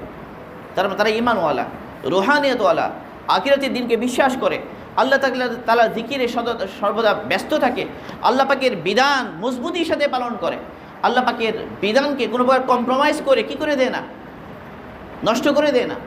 রিজাল লা তুলহিহিম তিজারাতুন ওয়ালা বাইউন আন যিকরিল্লাহ, এইরকম রিজালেরা যেই সমস্ত মসজিদে, যেই সমস্ত ঘরের মধ্যে তাসবিহ পড়ে, তাহলিল পড়ে, ওই সমস্ত ঘরগুলোই হলো ওই নূর হাসিলের জায়গা। এই জন্য মসজিদের সাথে একটা সম্পর্ক ইসলামের প্রথম জামানা থেকে। সাহাবা রাদিয়াল্লাহু আনহুম মক্কাতে থাকলেও বাইতুল্লাহতে জমার চেষ্টা করতেন, পরে পারেননি, এই জন্য দারে আরকামে গিয়েছেন। যখন আল্লাহ রসুল ফিরলেন, মদিনাতে হিজরত করলেন, প্রথমেই তো কোবাতে যখনই এসেছেন, প্রথম যেখানে আল্লাহ রসুল কী করেছেন, যেখানে নেমেছেন, মঞ্জিল করেছেন, ওখানেই মসজিদ করেছেন কোবাতে। এরপরে আবার মসজিদ নববী করেছেন। মসজিদের সাথে একটা বিশাল সম্পর্ক ইসলামের। প্রথম এসেই মসজিদ করেছেন। মসজিদ অনেক গুরুত্বপূর্ণ জায়গা। উম্মার সাথে মসজিদের কানেকশান এটা দুর্বল হয়ে গেলে তার রুহানিয়াত দুর্বল হয়ে যাবে। এই জন্য রমাদানুল মুবারকে মসজিদে অবস্থান পুরো 10 দিন, পারলে তো পুরো মাস করো, কোনো অসুবিধা নেই, কিন্তু 10 দিন সুন্নতে মুআক্কাদা কিফায়া।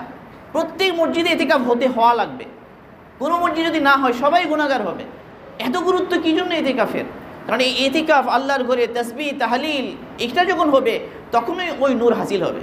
তাফসীর উসমানী খুলে দেখেন, ওখানে স্পষ্ট আছে, একদম সাফ আছে যে মসজিদের কি গুরুত্ব, মসজিদের তাসবিহাত তাহলিল, মসজিদের জমা, মসজিদের আমাল, মসজিদের সময় দেয়, এটার কী গুরুত্ব। রমাদানুল মুবারকে রুহানিয়াতের চর্চা হবে, রুহানিয়া হাসিলের জন্য মেহনত হবে। এই জন্য মসজিদের সাথে যেন সম্পর্ক কি না হয়, ছেদ না হয়, মসজিদের সাথে সম্পর্ক অটুট থাকে। 5 ওয়াক্ত নামাজ 5 বার তো আসবেই, কারণ সে তো ওই সমস্ত লোকদের অন্তর্ভুক্ত তাকে হওয়া লাগবে। রজুলুন কলবুহু মুআল্লাকুম বিল মাসাজিদ, এমন লোক মসজিদের সাথে তার দিল আটকানো থাকে, মসজিদ থেকে বের হয়ে গেলে আবার চটপট করে মসজিদ আসার জন্য। আজকে আমরা মসজিদ ছেড়ে দিয়েছি, মসজিদ থেকে গাফিল হয়ে গেছে। সালাত আদায় করলে একা একা পড়ে ফেলি, বিভিন্ন জায়গায় একা একা নামাজ পড়ে ফেলি, ঘরে সেরে ফেলি, মসজিদে আসার মতো হিম্মত হয় না। মসজিদের কাতার আর জিহাদের কাতার, এই কাতার যদি কি হয়ে যায়, মজবুত হয়ে যায়, ওই কাতারও মজবুত হয়ে যাবে। এই কাতার দুর্বল হয়ে গেলে ওই কাতারও দুর্বল হয়ে যাবে। এই জন্য মুসলমানদের 2 কাতার, উভয় কাতার ফেরেশতাদের কাতারের মতো। মুসলমানদের মসজিদের কাতার যেমন, মুসলমানদের জিহাদের কাতারও তেমন। মসজিদের সাথে তাআল্লুক এবং সম্পর্ক অনেক গুরুত্বপূর্ণ, অনেক জরুরি। তো রমাদানুল মুবারকের মধ্যে কি করে এই রুহানিয়া আল্লাহর সাথে তাআল্লুক এবং সম্পর্ক এটা মজবুতভাবে হাসিল করতে পারি, সাথে সারা বৎসর যেন এটাকে ধরে রাখতে পারি। এখানে 2টা বিষয় আলোচনার যে টপিক সেটা দেওয়া হয়েছে, 2টা বিষয় আলোচনা করা। এক হলো রুহানিয়া কি। আমার মনে হয় এতক্ষণে বুঝে আসছে যে রুহানিয়ার গুরুত্ব কী। মুসলমানরা ততদিন পর্যন্ত দুনিয়াতে মাথার উপরে ছিল যে রুহানিয়া এটা শক্তিশালী ছিল, এটা মজবুত ছিল। মুসলমান পায়ে তলায় গিয়েছে ওই দিন যে রুহানিয়াতের লাইনে মিসকিন হয়ে গিয়েছে। এটা তো সাফ সাফ কথা। এই জন্য সৈয়দ আবুল হাসান নদভী রহিমাহুল্লাহ ইসলামের পতনে মুসলমান বিশ্বের কি ক্ষতি হলো, মুসলমানদের পতনে বিশ্বের ক্ষতি হলো, ওখানে কীভাবে মুসলমানদের এই ইজ্জত আর এই গৌরব এই মর্যাদা হাসিল হবে এটা বলার জন্য উনি 2টা হেডিং আলোচনা করেছেন। প্রথম হেডিংটি হলো নবতর ঈমান, ঈমানের নবায়ন। এটা ছাড়া কখনো কখনো কখনো হতে পারে না আগের যে সম্মান মর্যাদা এটা হাসিল করা। ইমাম মালিক রহিমাহুল্লাহ এটা অনেক সুন্দর করে বলেছেন। উনি বলেছেন লা ইউসলাহা আখিরু হাদিল উম্মাহ ইল্লা মা আসলাহা আউয়ালাহা। এই উম্মার প্রথম অংশের ইসলাম এবং সংশোধন যেভাবে হয়েছে সেই কাজগুলোকে বাদ দিয়ে, সেই পদ্ধতিগুলোকে বাদ দিয়ে কখনো উম্মার শেষ অংশের ইসলাম সংশোধন হতে পারে না। উম্মার প্রথম অংশের ইসলাম বা সংশোধন হয়েছে যে আল্লাহ তাআলার উপরে ইয়াকিন এবং দুনিয়ার প্রতি অনাসক্তি দ্বারা। দুনিয়ার সাথে দিল লাগে না, দুনিয়াকে দিলে বসায় নাই, এটা দ্বারা। রাসূল সাল্লাল্লাহু আলাইহি ওয়াসাল্লাম দুনিয়ার তুচ্ছতা বোঝানোর জন্য কত কি বললেন। আল্লাহ রাসূল বললেন, লাউ কানাতিদ দুনিয়া ইনদাল্লাহি লাউ কানাতিদ দুনিয়া তাদিলু ইনদাল্লাহি জানাহা বাউদাতিন মা সাকা কাফিরান শারবাতা মাইন। যদি দুনিয়ার দাম আল্লাহ তাআলার কাছে মশার পাকা পরিমাণও হতো, আল্লাহ তাআলা কোনো কাফিরকে 1 গ্লাস পানিও পান করাতেন না। কাফিরের কি অধিকার আছে পানি খাওয়ার এখানে, যে আল্লাহকে মানে না? যদি আল্লাহর কাছে দুনিয়ার দাম থাকতো মশার পাকা পরিমাণও তো নাই, এতটুকুও নাই। এই জন্য কাফিরকে দিয়েছেন যে খাও দাও। কাফির তো দুনিয়াতে কিছু ঘুরবে খাবে। এই জন্য সূরা আলিমের শেষে আছে যে কাফিরদের দুনিয়াতে যে প্রভাব প্রতিপত্তি আস্ফালন এটা দেখে আপনি কি হয়েন না, আপনি পেরেশান হয়ে যান না। আপনি এত পেরেশান হওয়ার কিছু নাই। এই কাফিরদের দৌরাত্ম এগুলো সাময়িক। সমস্ত বাতিলের যে জাকজমক এটা বোঝানোর জন্য আল্লাহ তাআলা একটা মিসাল দিয়েছেন। আনকাবুত মানে হচ্ছে কি বলেন? মাকড়সা জাল, মাকড়সার ঘর। কাবাইতিল আনকাবুত ইত্তাখাযাত বাইতা। মাকড়সাও কি বানায়? সে ঘর বানায়। সে ঘর বানিয়ে সে বলে যে কত মজবুত ঘর বানালাম, কত শক্তিশালী ঘর বানালাম। কিন্তু বাড়ির মালিক যখন ফিরে আসে 2টা ঝাড়ু লাগিয়ে দেয়, কোথায় চলে যায়? সে মাকড়সার জাল। দুনিয়ার সমস্ত বাতিল এরা হলো মাকড়সার জালের মতো। সে মাকড়সার জাল, সে কিন্তু ভয় পাবার কিছু নেই তো, পেরেশান হওয়ার কিছু নেই তো। আমাদের কাজ যে আমাদের নিজেদেরকে প্রস্তুত করা, নিজেদেরকে তৈরি করা। এক হলো নবতর ইমান প্রস্তুত করা, দুই হলো অর্থবহ প্রিপারেশান, অর্থবহ প্রস্তুতি। এটা সার্বজনীন প্রস্তুতি। এই প্রস্তুতি এটা একটা লম্বা কাজ, জরুরি কাজ, গুরুত্বপূর্ণ কাজ। কিন্তু নবতর ইমান এটা রেগুলারলি এটাকে চার্জ দিতে হবে। নিজেদের আমাল আখলাক এখানে সংশোধন করতে হবে। দুনিয়ার প্রতি লোভ এটাকে কি করতে হবে? বিলীন করতে হবে। আকিরাতকে বড় মনে করতে হবে।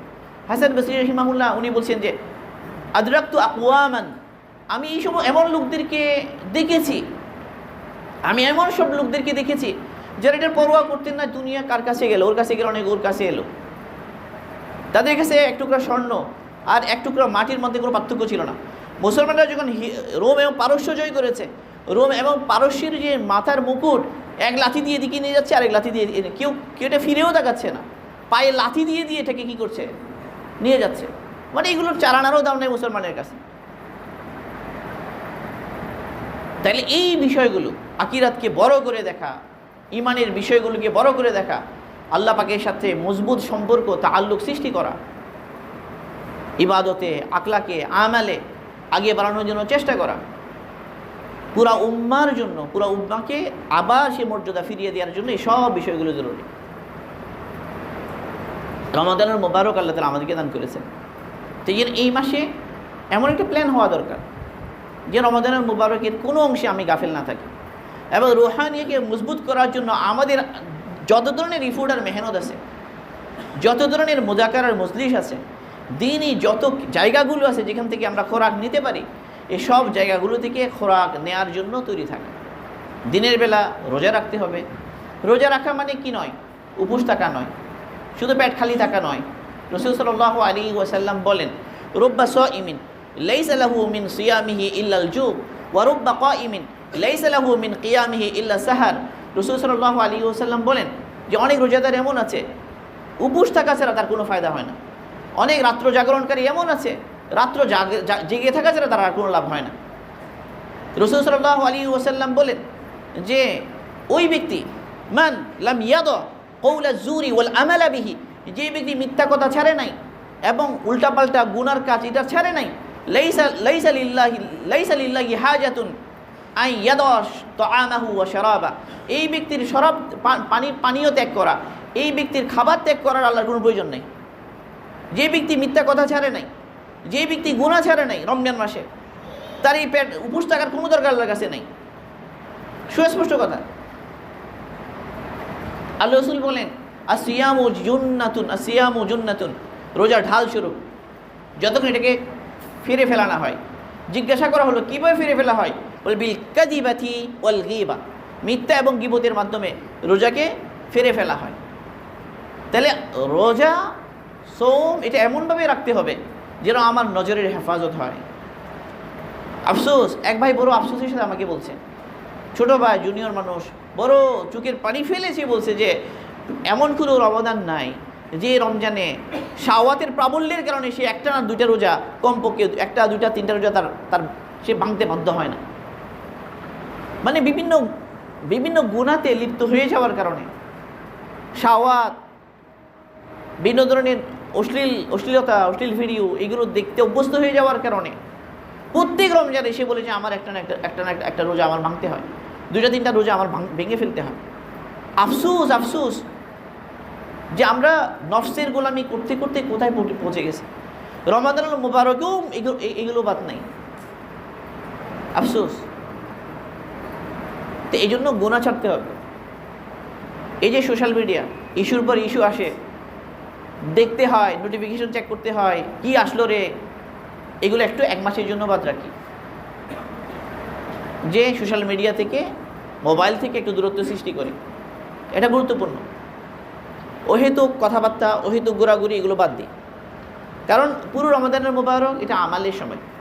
শেখ আলী জাকারিয়া রহিমাহুল্লাহর সাথে এক ব্যক্তি রমাদানুল মোবারকে দেখা করতে আসে। এখন উনি আমলের পরে আমলে থাকেন, একটা আমল শেষে আরেক আমল শুরু করেন, আরেক আমল শুরু হয়, শেষ করেন, আরেক আমল শুরু করেন। এই ব্যক্তি ওনার সাথে কথাই বলতে পারলো না।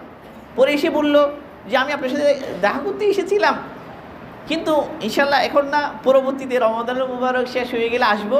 কারণ রমাদানুল মুবারক এবার জ্বরের মতো আসে, সেটা আমাদের ওখানেও রমাদানুল মুবারক আসে, কিন্তু এখানে যেভাবে জ্বরের মতো এসেছে সেরকম জ্বরের মতো তো আমাদের ওখানে আসে না। জ্বর যেমন মানে লেগে থাকে, জ্বর টেম্পারেচার বেড়ে গেছে, শরীরের সাথে লেগে আছে, এরকম যেন রমাদানুল মুবারক জ্বরের মতো আসে। মানে আমলের পরে আমলে আছেন। সালফে সালিহিনগণ কেমনি রমাদানুল মুবারক কাটাতেন? ইমাম মালিক রহিমাহুল্লাহ দরস তাজির বন্ধ করে দিতেন, শুধু তিলাওয়াত তিলাওয়াত তিলাওয়াত তিলাওয়াত। ইমাম শাফি রহিমাহুল্লাহ 61 খতম, তাই না? রাতে 1 খতম, দিনে 1 খতম, তারাবিতে 1 খতম।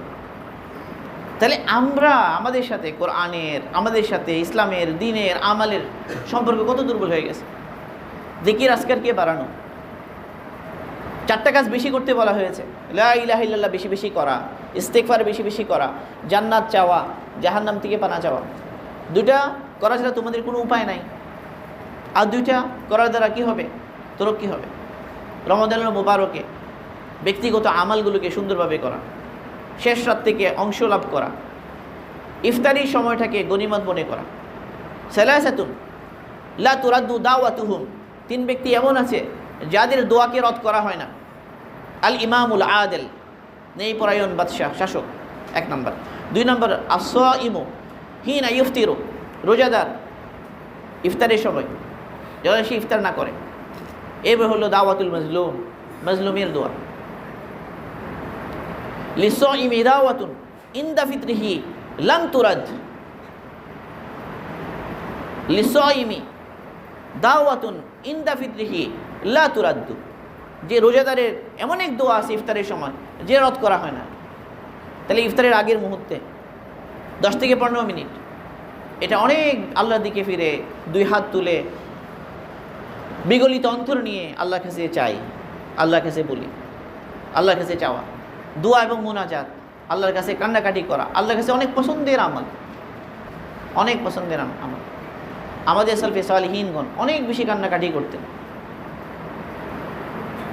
তারা অনেক বেশি রোনাজারি করতেন। কান্নাকাটি করা এটার অভ্যাস গড়ে তোলা, আল্লাহর কাছে রোনাজারি এটা আল্লাহর কাছে অনেক প্রিয়, অনেক পছন্দের কাজ। শেষ রাতে কেবল সেহরি খেলাম এরপরে আবার শুয়ে পড়লাম, এরকম না হয়। একটু আগে উঠি, যা পারি সেগুলো নিয়ে দাঁড়ায় আল্লাহর সামনে। সূরাতুল ইয়াসিন মুখস্থ আছে তো এটা পড়ি নামাজে, সূরাতুল মুলক মুখস্থ আছে এটা পড়ি, যতটুকু মুখস্থ আছে ততটুকু পড়ি। না পারলে সূরা ইখলাস তো মুখস্থ আছে, সূরা কাউসার তো মুখস্থ আছে, এগুলো বারবার পড়ি। একটা অনেকবার পড়ানো যায়, একই সূরা 10 বার পড়া যায়, 20 বার পড়া যায়, রাকাত লম্বা হয়ে যাবে। রুকুতে সিজদাতে অনেক লম্বা রুকু, লম্বা সিজদা করা যায়। এই যে অন্তর খুশু এবং খুজুর সাথে সলাৎ, আল্লাহর সামনে দাঁড়ানো, রুহানিয়ত হাসিল করতে গেলে এটা অবশ্যই লাগবে। এই যে শেষ রাতে একা একা খলওয়াতে নির্জনে আল্লাহর সামনে দাঁড়াই, আল্লাহর সাথে সম্পর্ক মজবুত করি, ইস্তেগফার অনেক বেশি পরিমাণে করি, অনেক বেশি তওবা করি, অনেক বেশি কান্নাকাটি করি, গুনাহ থেকে ফিরে আসি, তওবা করি, নিজেকে পরিবর্তন করার নিয়ত করি রমাদানুল মুবারককে সামনে রেখে, যে নিজেকে আমি পরিবর্তন করব। এই পরিবর্তন আনার জন্য অনেক পরিবেশ দরকার হয়। বিশেষ করে যে আমাদের যে তাবলীগ জামাত আছে, জামাতের মধ্যে সময় দেয়া এটা অনেক ইফেক্টিভ, অল্প সময় হলেও অনেক ইফেক্টিভ। তো এই জন্য প্রত্যেক এলাকাতেই জামাত বের হয়, সেখানে দিতে পারি। এখানেও 14, 15, 16 মার্চ এখান থেকেও হবে। এভাবে যারা পারি সময় দেওয়ার জন্য চেষ্টা করি। আরও লম্বা সময়ের জন্য কেউ যেতে পারলে তাও যেতে পারি। কারণ আসল কথা হচ্ছে মসজিদের ওই আমালগুলো, মসজিদের পরিবেশে সময় দেওয়া। আল্লাহ পাকের মেহেরবানিতে এই যে মাদ্রাসার জীবনে, মাদ্রাসার সময়ে, ওই সময় তো অন্য সময়ে জামাতে যাওয়া যেত না, রমজান মাসে যেতে হতো। 2008 থেকে মনে হচ্ছে যে 2018 পর্যন্ত মাঝখানে একবার শুধু হজের সফর ছিল বলে যাওয়া হয়নি। প্রত্যেক বছরই রমজান কাটানো হয়েছে জামাতে। আর রমজানে যে জামাতে যে সময়গুলো কাটানো হয়েছে পুরো রমাদান, মানে ওখানে তো আসলে কোনো গাফলতির কোনো উপকরণই ছিল না। মসজিদের পরিবেশে অনেক আমালের সাথে কাটানো হয়েছে এবং সেইগুলোর বারাকা মনে হয় এখনও অনুভব হয়, এখনও দিলের মধ্যে হয় যে ওই ধরনের একটা পরিবেশে যদি পুরো রমাদানটা আবার কাটানো যেত। তো এই ধরনের মওকা সুযোগগুলোকে কাজে লাগায়। সত্যি যদি আমরা রুহানিয়তের কাঙ্গাল হয়ে থাকি, যদি মনে হয় যে আসলেই রুহানিয়ত দরকার আমার, তাইলে আর রমাদানুল মুবারকের শেষ দশক, রমাদানুল মুবারকের শেষ দশক কি বলা যায় এটাকে, মানে আল্লাহর ঘরে পড়ে থাকা। যেই ব্যক্তি আল্লাহর ঘরে পড়ে আছে যে দরজা নক করছে করছে করছে করছে করছে, অবশ্যই তার জন্য দরজা খোলা হবে। একদম বন্ধ দরজা খুলে যায়, আর আল্লাহর দরজা সবসময় খোলা। এই দরজা তো এমনিই খোলা আছে, এমনিই খোলা আছে। তওবার দরজা খোলা আছে, ইস্তেগফারের দরজা খোলা আছে। আল্লাহ তাআলা ক্ষমার যে দরজা, এটাকে আল্লাহ তাআলা সারাদিন খুলে রাখেন, সারা রাত খুলে রাখেন। আল্লাহ অপেক্ষা করেন যে কখন দিনের গুনাহগার ফিরবে, সে বলবে যে আল্লাহ ক্ষমা করে দেন, মাফ করে দেন। আল্লাহ বলবেন আমি সাথে সাথে মাফ করে দিই, লা উবালি, আমি পরোয়াই করি না মাফ করার জন্য। আল্লাহ তাআলা ক্ষমাকে পছন্দ করেন। আল্লাহুম্মা ইন্নাকা আফুউন তুহিব্বুল আফওয়া ফাফু আন্নী। আমরা আয়েশা সিদ্দিকা রাদিয়াল্লাহু তাআলা আনহা আল্লাহর রাসূলকে জিজ্ঞাসা করেছিলেন, আমি যে লাইলাতুল কদর পেয়ে যাই কি দোয়া পড়ব? তাহলে রাসূল বলেছেন যে এই দোয়া পড়ো, আল্লাহুম্মা ইন্নাকা আফুউন তুহিব্বুল আফওয়া ফাফু আন্নী। হে আল্লাহ, আপনি ক্ষমাকে ভালোবাসেন, আপনি ক্ষমাশীল, ক্ষমাকে পছন্দ করেন, আপনি আমাকে মাফ করে দেন। ইফতারের সময় কোন দোয়া করব? বলে ইফতারের অপেক্ষায় ইয়া ওয়াসিয়াল ফিদল, ইয়া ওয়াসিয়াল ফদলি ইগফিরলি, ইয়া ওয়াসিয়াল মাগফিরা ইগফিরলি, ইয়া ওয়াসিয়াল ফদলি, এই প্রশস্ত অনুগ্রহের মালিক ইগফিরলি, আমাকে মাফ করে দাও। দেখেন এখানেও ক্ষমা। রমাদানের মুবারকে শুধু ক্ষমা আর ক্ষমা। দেখেন মান সামা রমাদানা ঈমানান ওয়া ইহতিসাবান গুফিরা লাহু মা তাকাদ্দামা মিন যামবি। রমাদানের মুবারকে যে রোজা রাখে ঈমান আর ইহতিসাবের সাথে, গুফিরা লাহু, তাকে মাফ করে দেওয়া হয়, মা তাকাদ্দামা মিন যামবিহি, যা গুনাহ আগে হয়েছে সব গুনাহ মাফ করে দেওয়া হয়। মান কামা রমাদানা, এটা হলো কি তারাবি পড়া। 8 রাকাত পড়ে চলে গেলাম, 12 রাকাত পড়ে চলে গেলাম, কিংবা ওই যে ওরা যে অর্ধেক করে দিচ্ছে অর্ধেক করলাম, এরকম না। আল্লাহ তৌফিক দান করুক আমি যেন 20 রাকাত তারাবি পড়তে পারি। 20 রাকাত, 20 রাকাত আমলের মতো আরাস, সাহাবাদের সম্মিলিত আমাল দ্বারা সাহাবেত 20 রাকাত তারাবি। উমার বিন কাব রাদিয়াল্লাহু আনহু গিয়েছে, উমর পাঠিয়ে দিয়েছেন সব জামাতগুলো একত্রিত করে যে আপনি জামাত পড়ান, একসাথে কোরআন পড়েন। উনি জিজ্ঞেস করেন নাই কয় রাকাত পড়াবো, 20 রাকাতই পড়িয়েছেন। এই যে 20 রাকাত তারাবি পড়ি, আল্লাহ তৌফিক দান করুন। হিম্মত, তারাবি হলো আশিকের নামাজ, অনেক মহব্বত আর ভালোবাসা নিয়ে।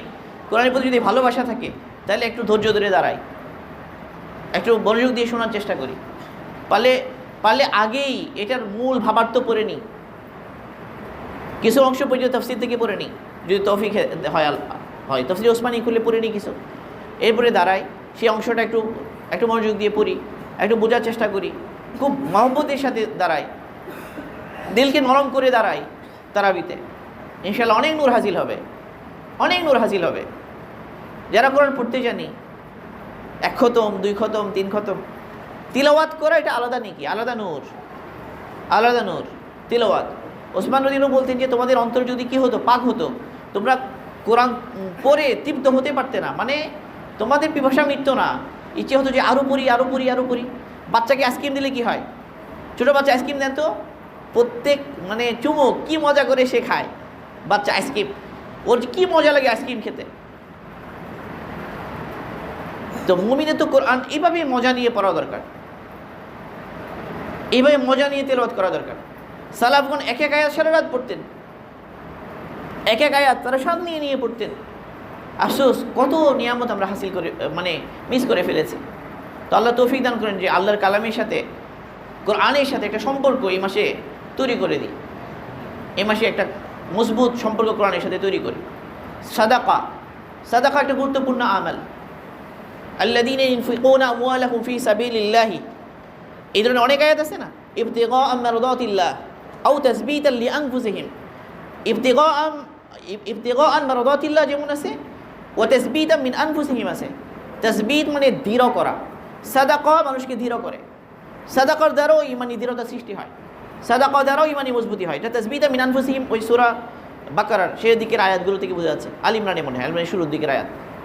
তাসবীতান মিন আনফুসিহিম মানে যারা মাল খরচ করে আল্লাহ সন্তুষ্টি হাসিলের জন্য এবং এদেরকে দৃঢ় করার জন্য, মজবুত করার জন্য। মাল খরচ এটা দ্বারা মানুষ দৃঢ় হয়। এই জন্য আল্লাহ রসুল ছিলেন কানা আজওয়াদান নাস ফি রমাদান। রসুল সাল্লাল্লাহু আলাইহি ওয়াসাল্লাম এমনিই ছিলেন জাওয়াদ, দানশীল। আল্লাহ রসুল এত বেশি দান করতেন, এত বেশি দিতেন, অনেক বেশি দিতেন। রমাদানের মোবারক আসলে আল্লাহ রসুলের দানশীলতা আরও বেশি বেড়ে যেত। এবং আল্লাহ রসুল কী করতেন, আল্লাহ রসুল কানা আজওয়াদান নাস, রমাদানের মোবারকে আরও বেশি দানশীল হয়ে যেতেন, আগের তুলনায় অনেক বেশি খরচ করতেন।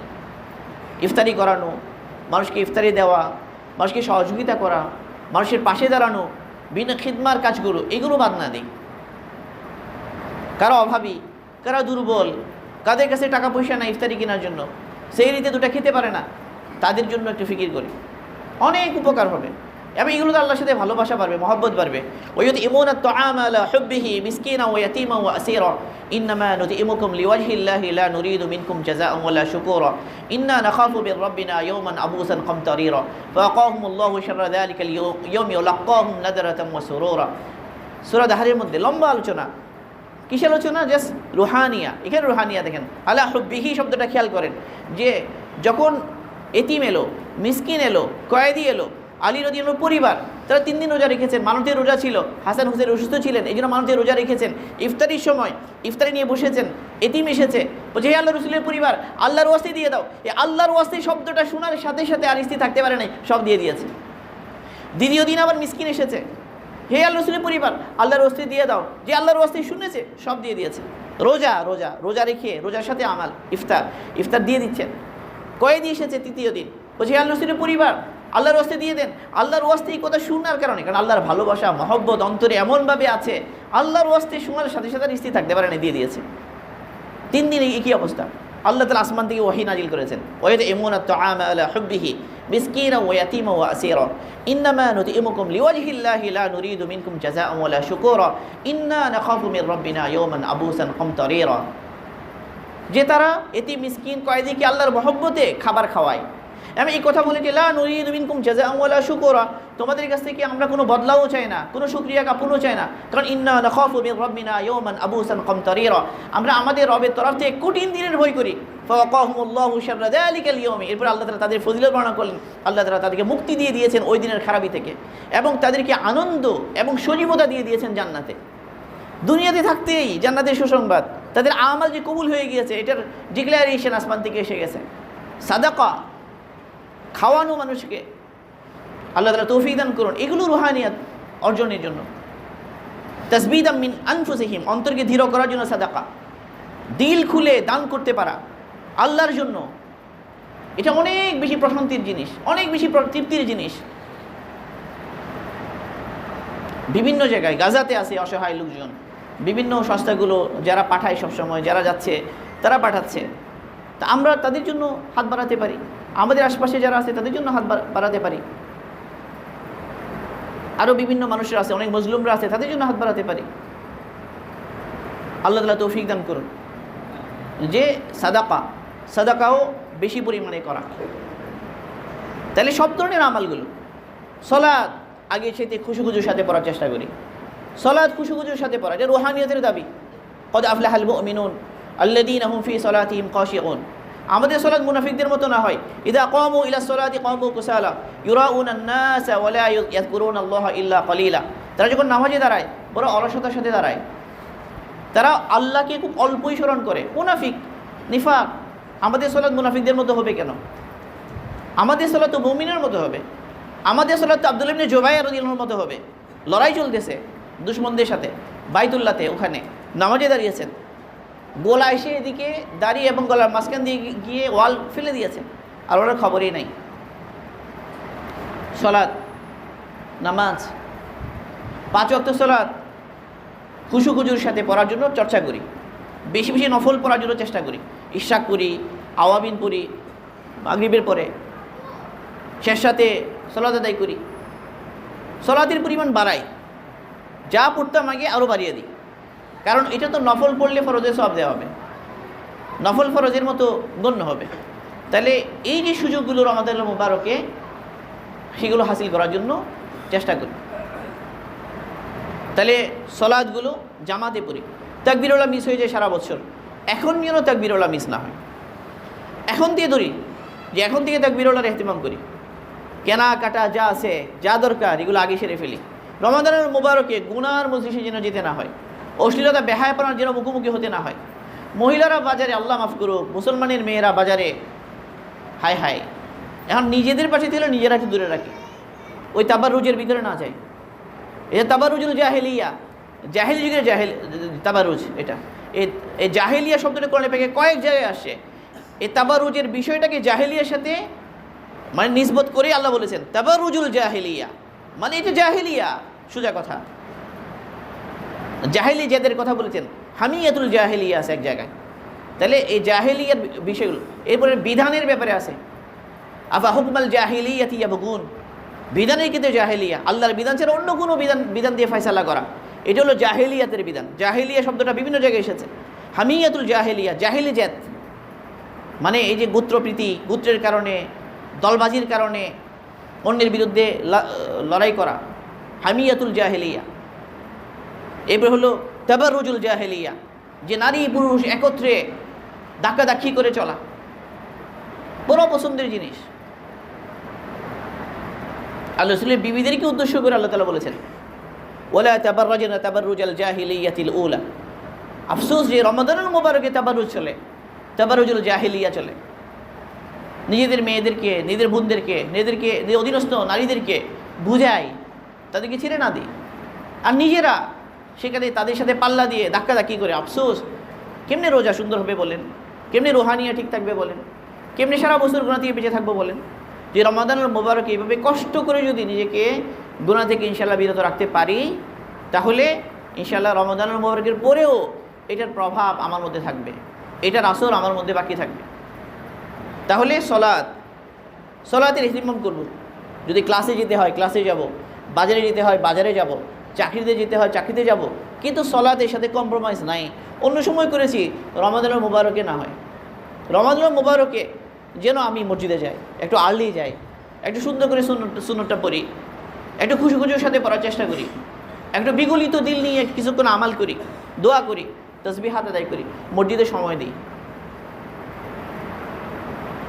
তাসবিহাতগুলো, দোয়ার যে বিশেষ দোয়া কবুলের খাস ওয়াক্তগুলো, এমনিতে রমাদানুল মুবারক প্রতিটা মুহূর্তেই দোয়া কবুলের খাস ওয়াক্ত। সবসময় আল্লাহ তাআলা দোয়া কবুল করার জন্য তৈরি আছেন। প্রতি মুহূর্তেই দোয়ার মধ্যে সময় দিই। আর দোয়ার দোয়ার আদাবগুলো খেয়াল রাখি। দোয়ার মধ্যে রোনা জারি করি, কান্না না আসলে কান্নার ভান করি। ফাইন লাম তাবকু ফাতাবাকাউ, তোমার যদি কান্না না আসে তো কান্নার ভান করো। চোখের পানি ফেলার চেষ্টা করি। এই চোখের পানির অনেক বেশি দাম আল্লাহ তাআলার কাছে। কিছু ফোঁটা অনেক বেশি প্রিয়, এক হলো শহীদের রক্তের ফোঁটা আল্লাহর কাছে প্রিয়, আরেকটা হলো যে মুমিনের যে চোখের পানি, আল্লাহর ভয়ে যে নির্গত চোখের পানি, এটা আল্লাহর কাছে প্রিয়। এই দুইটা ফোঁটা আল্লাহর কাছে বড় প্রিয়। এক হলো শহীদের যে রক্তের ফোঁটা আল্লাহর কাছে প্রিয়, আর একটা হলো যে মুমিন যে আল্লাহর ভয়ে যে চোখের পানি ফেলে, এটা আল্লাহর কাছে প্রিয়। কিয়ামতের ময়দানে জাহান্নাম হুশ করে উঠবে, জ্বলে উঠবে। তখন বলা হবে যে মুমিনের কিছু পানি ছিটিয়ে দেওয়া হবে জাহান্নামের দিকে, জাহান্নাম স্তমিত হয়ে যাবে। বলা হবে এটা কি ছুরা হলো, বলে মুমিনের চোখের পানি। মুমিনের চোখের পানির এত দাম, বলে যেই ব্যক্তি আল্লাহর হয়ে তার চোখ থেকে পানি নির্গত হয়েছে, তার জাহান্নামে যাওয়া এরকম অসম্ভব।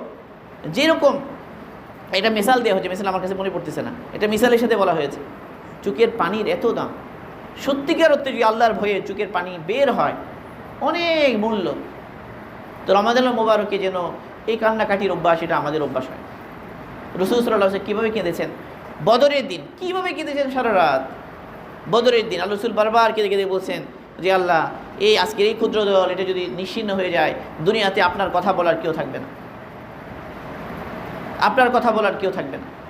আবু বকর সিদ্দিক চাদর দিয়ে দিচ্ছেন, আবার তুলে দিচ্ছেন, হে আল্লাহ রসুল, আল্লাহ আপনার দোয়া কবুল করেছেন, মানে আবু বকর সিদ্দিক বলছেন, আর রসুল দোয়ার মধ্যে রত আছেন। এই রুহানিয়া এটা অনেক বড় জিনিস, আল্লাহর কাছে রোনা জানি এটা অনেক বড় জিনিস, এই কান্নাকাটি অনেক বড় জিনিস। তো রমাদানুল মুবারককে যদি ইনশাআল্লাহ গুনাহ থেকে বিরত থাকতে পারি, তাহলে এটা অভ্যাসে পরিণত হবে। দেখেন হ্যাবিট হয়ে যায় কখন, মানুষজন 20-22 দিন একটা কাজ রেগুলার করে, এটা হ্যাবিটে পরিণত হয়, এটা আদতে পরিণত হয়। মানুষ যদি মোটামুটি 60 দিনের বেশি যদি কোনো একটা কাজ যদি রেগুলারলি করে, এটা তার একটা প্যাটার্ন হয়ে যায়। সাবকনশিয়াস মাইন্ড এটাকে কী করে ফেলে, রপ্ত করে ফেলে। মানুষ যখন প্রথম ড্রাইভিং শিখে, তো তাকে হুশ করে করে কী দিতে হয়, পা দিতে হয় ব্রেকের মধ্যে, হাত দিতে হয় প্যাডেল, মানে সব জায়গাগুলোতে জায়গা মতো দিতে হয়। যেতে চায় না, তাকে খেয়াল করে করে দিতে হয়। যখন সে গাড়ি চালাতে অভ্যস্ত হয়ে যায়, চালাতে থাকে, এক পর্যায়ে গল্প করতে করতে, কথা বলতে বলতে, এদিক ওদিক তাকিয়ে তাকিয়ে সে গাড়ি চালাতে পারে, মানে টিকিয়ে হাত জায়গা মতো চলে যায়, পা জায়গা মতো চলে যায়। সাবকনশিয়াস মাইন্ড এই প্যাটার্নটা কী করে ফেলেছে, রপ্ত করে ফেলেছে, অভ্যাস হয়ে গেছে। তাহলে আমরা যদি রমাদানুল মুবারকে এই যে নজর ফেরানো, হারাম জিনিস ফিরালাম। এটা যে 60 দিন প্র্যাকটিস করি, 30 দিন প্র্যাকটিস করি, ইনশাআল্লাহ এটা স্বাভাবিক হয়ে যাবে। দেখবেন যে অটোমেটিক নজর নিজে নামে, গুনাহ থেকে বাঁচা ইজি হয়ে যাবে। রাগ উঠে, রাগ করা যাবে না। কেউ যদি ঝগড়া করতে আসে বলতে হবে যে আমি রোজাদার, মানে ঝগড়াঝাটি করা যাবে না, বাজে কথা বলা যাবে না, হিংসা ইত্যাদি এগুলো পরিহার করতে হবে। তো এগুলোর সব কিছুর জন্য আত্মার পরিশুদ্ধি, ইমানের পরিশুদ্ধি, আমালের পরিশুদ্ধি, এসব কিছুর জন্য রমাদানুল মুবারক।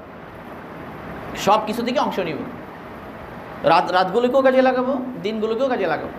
যাদের পড়াশোনা আছে, পরীক্ষার সামনে আছে, তারা রুটিন করে নেব, কখন পড়াশোনা করব, কখন আমাল করব। ব্যালেন্স করে নিলে ইনশাল্লাহ দেখা যাবে যে পড়াশোনাও হবে, আমাল হবে।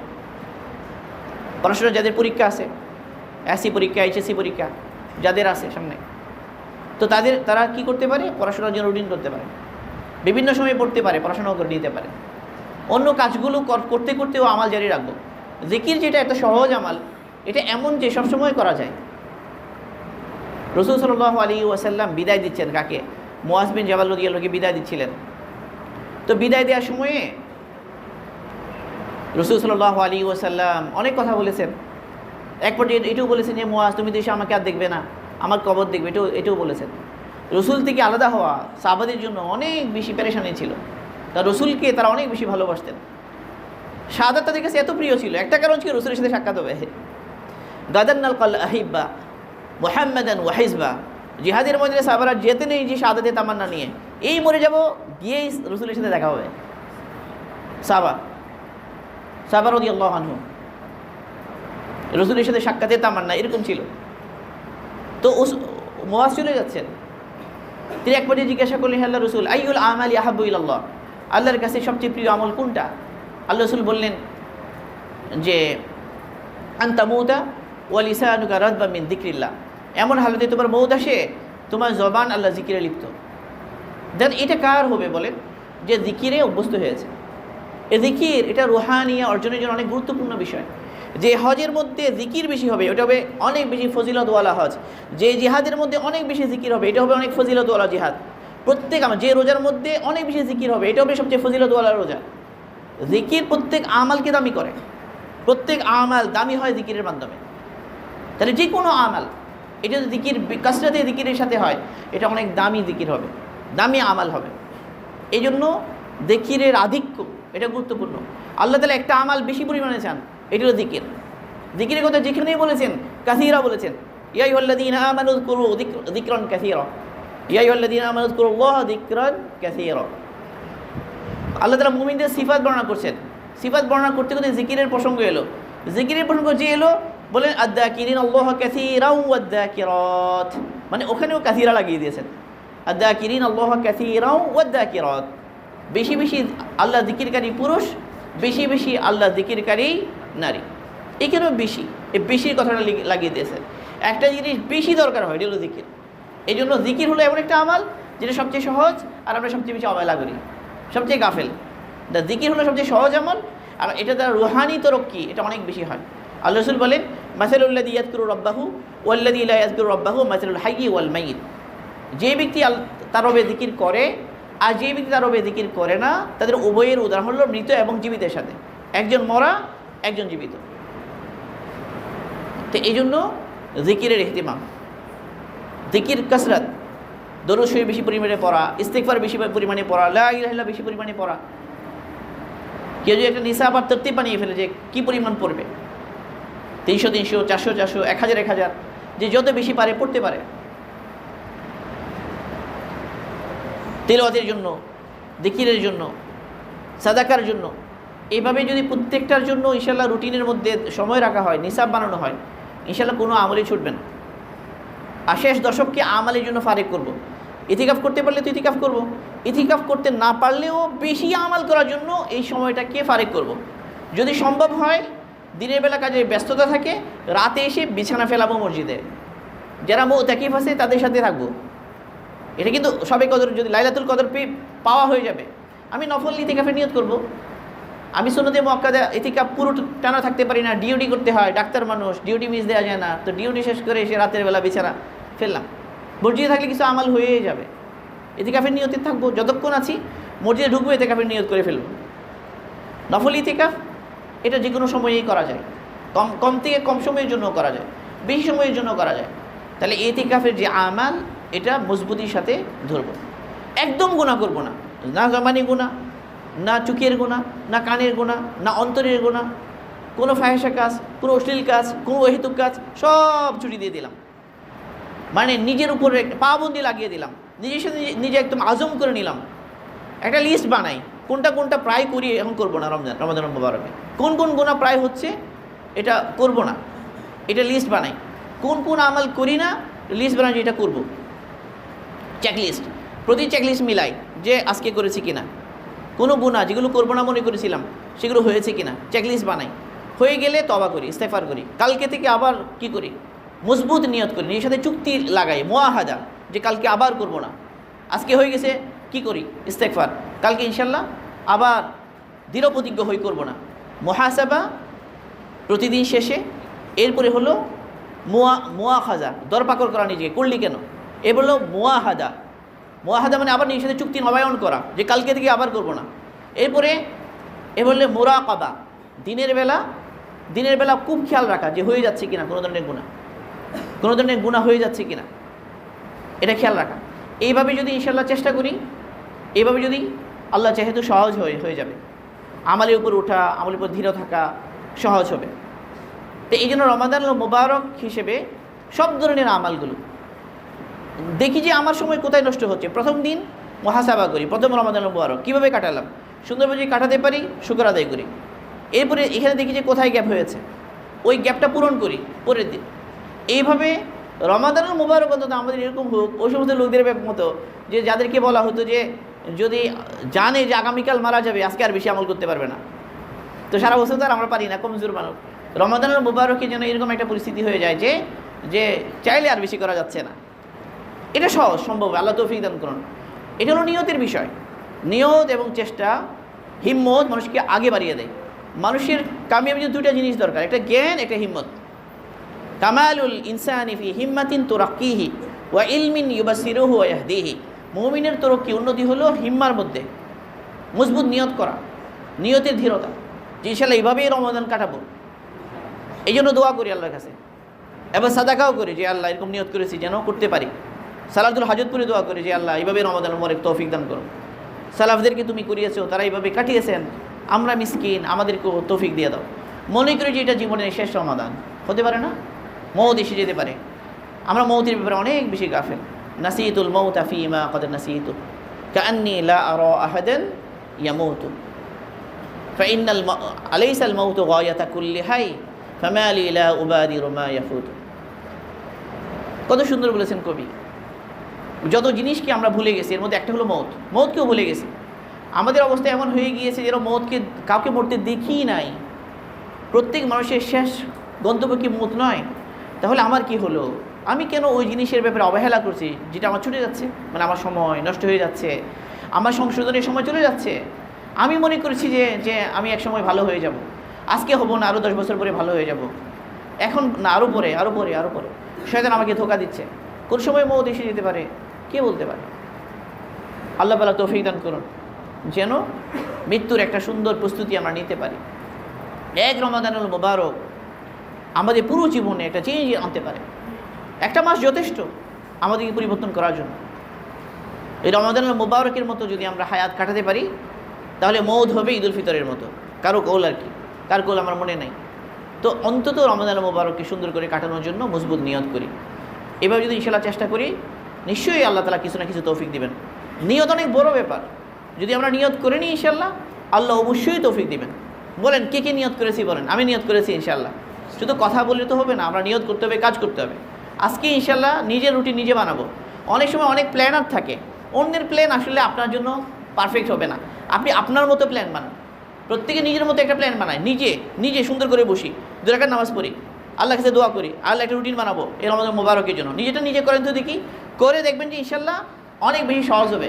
কারণ মানুষ যখন নিজেটা নিজে করে সে তো নিজের অবস্থা বুঝে, হালাত বুঝে, বেশিরভাগ ক্ষেত্রে সে সাকসেসফুল হয়, সফল হয়। নিজের প্ল্যান নিজে করি, একটা প্ল্যান বানিয়ে ফেলে নিজের মতো করে, একটা লিখে ছড়িয়ে দিলাম, প্রচার করে দিলাম, সেটা না, অন্যেরটা না, আমার জন্য আমি করি ইনশাল্লাহ। তাহলে দেখা যাবে যে ইনশাল্লাহ সম্ভব হবে। আল্লাহ তাআলা আমাদের সবাইকে আমল করার তৌফিক দান করুন। সত্যিকার অর্থেই আল্লাহ তাআলা আমাদেরকে একটা প্রোডাক্টিভ রমাদান কেন আল্লাহ তাআলা আমাদেরকে দান করেন। তো কথা তো অনেক হয়েছে, তো এখন পুরস্কার বিতরণী হবে ইনশাআল্লাহ। জি।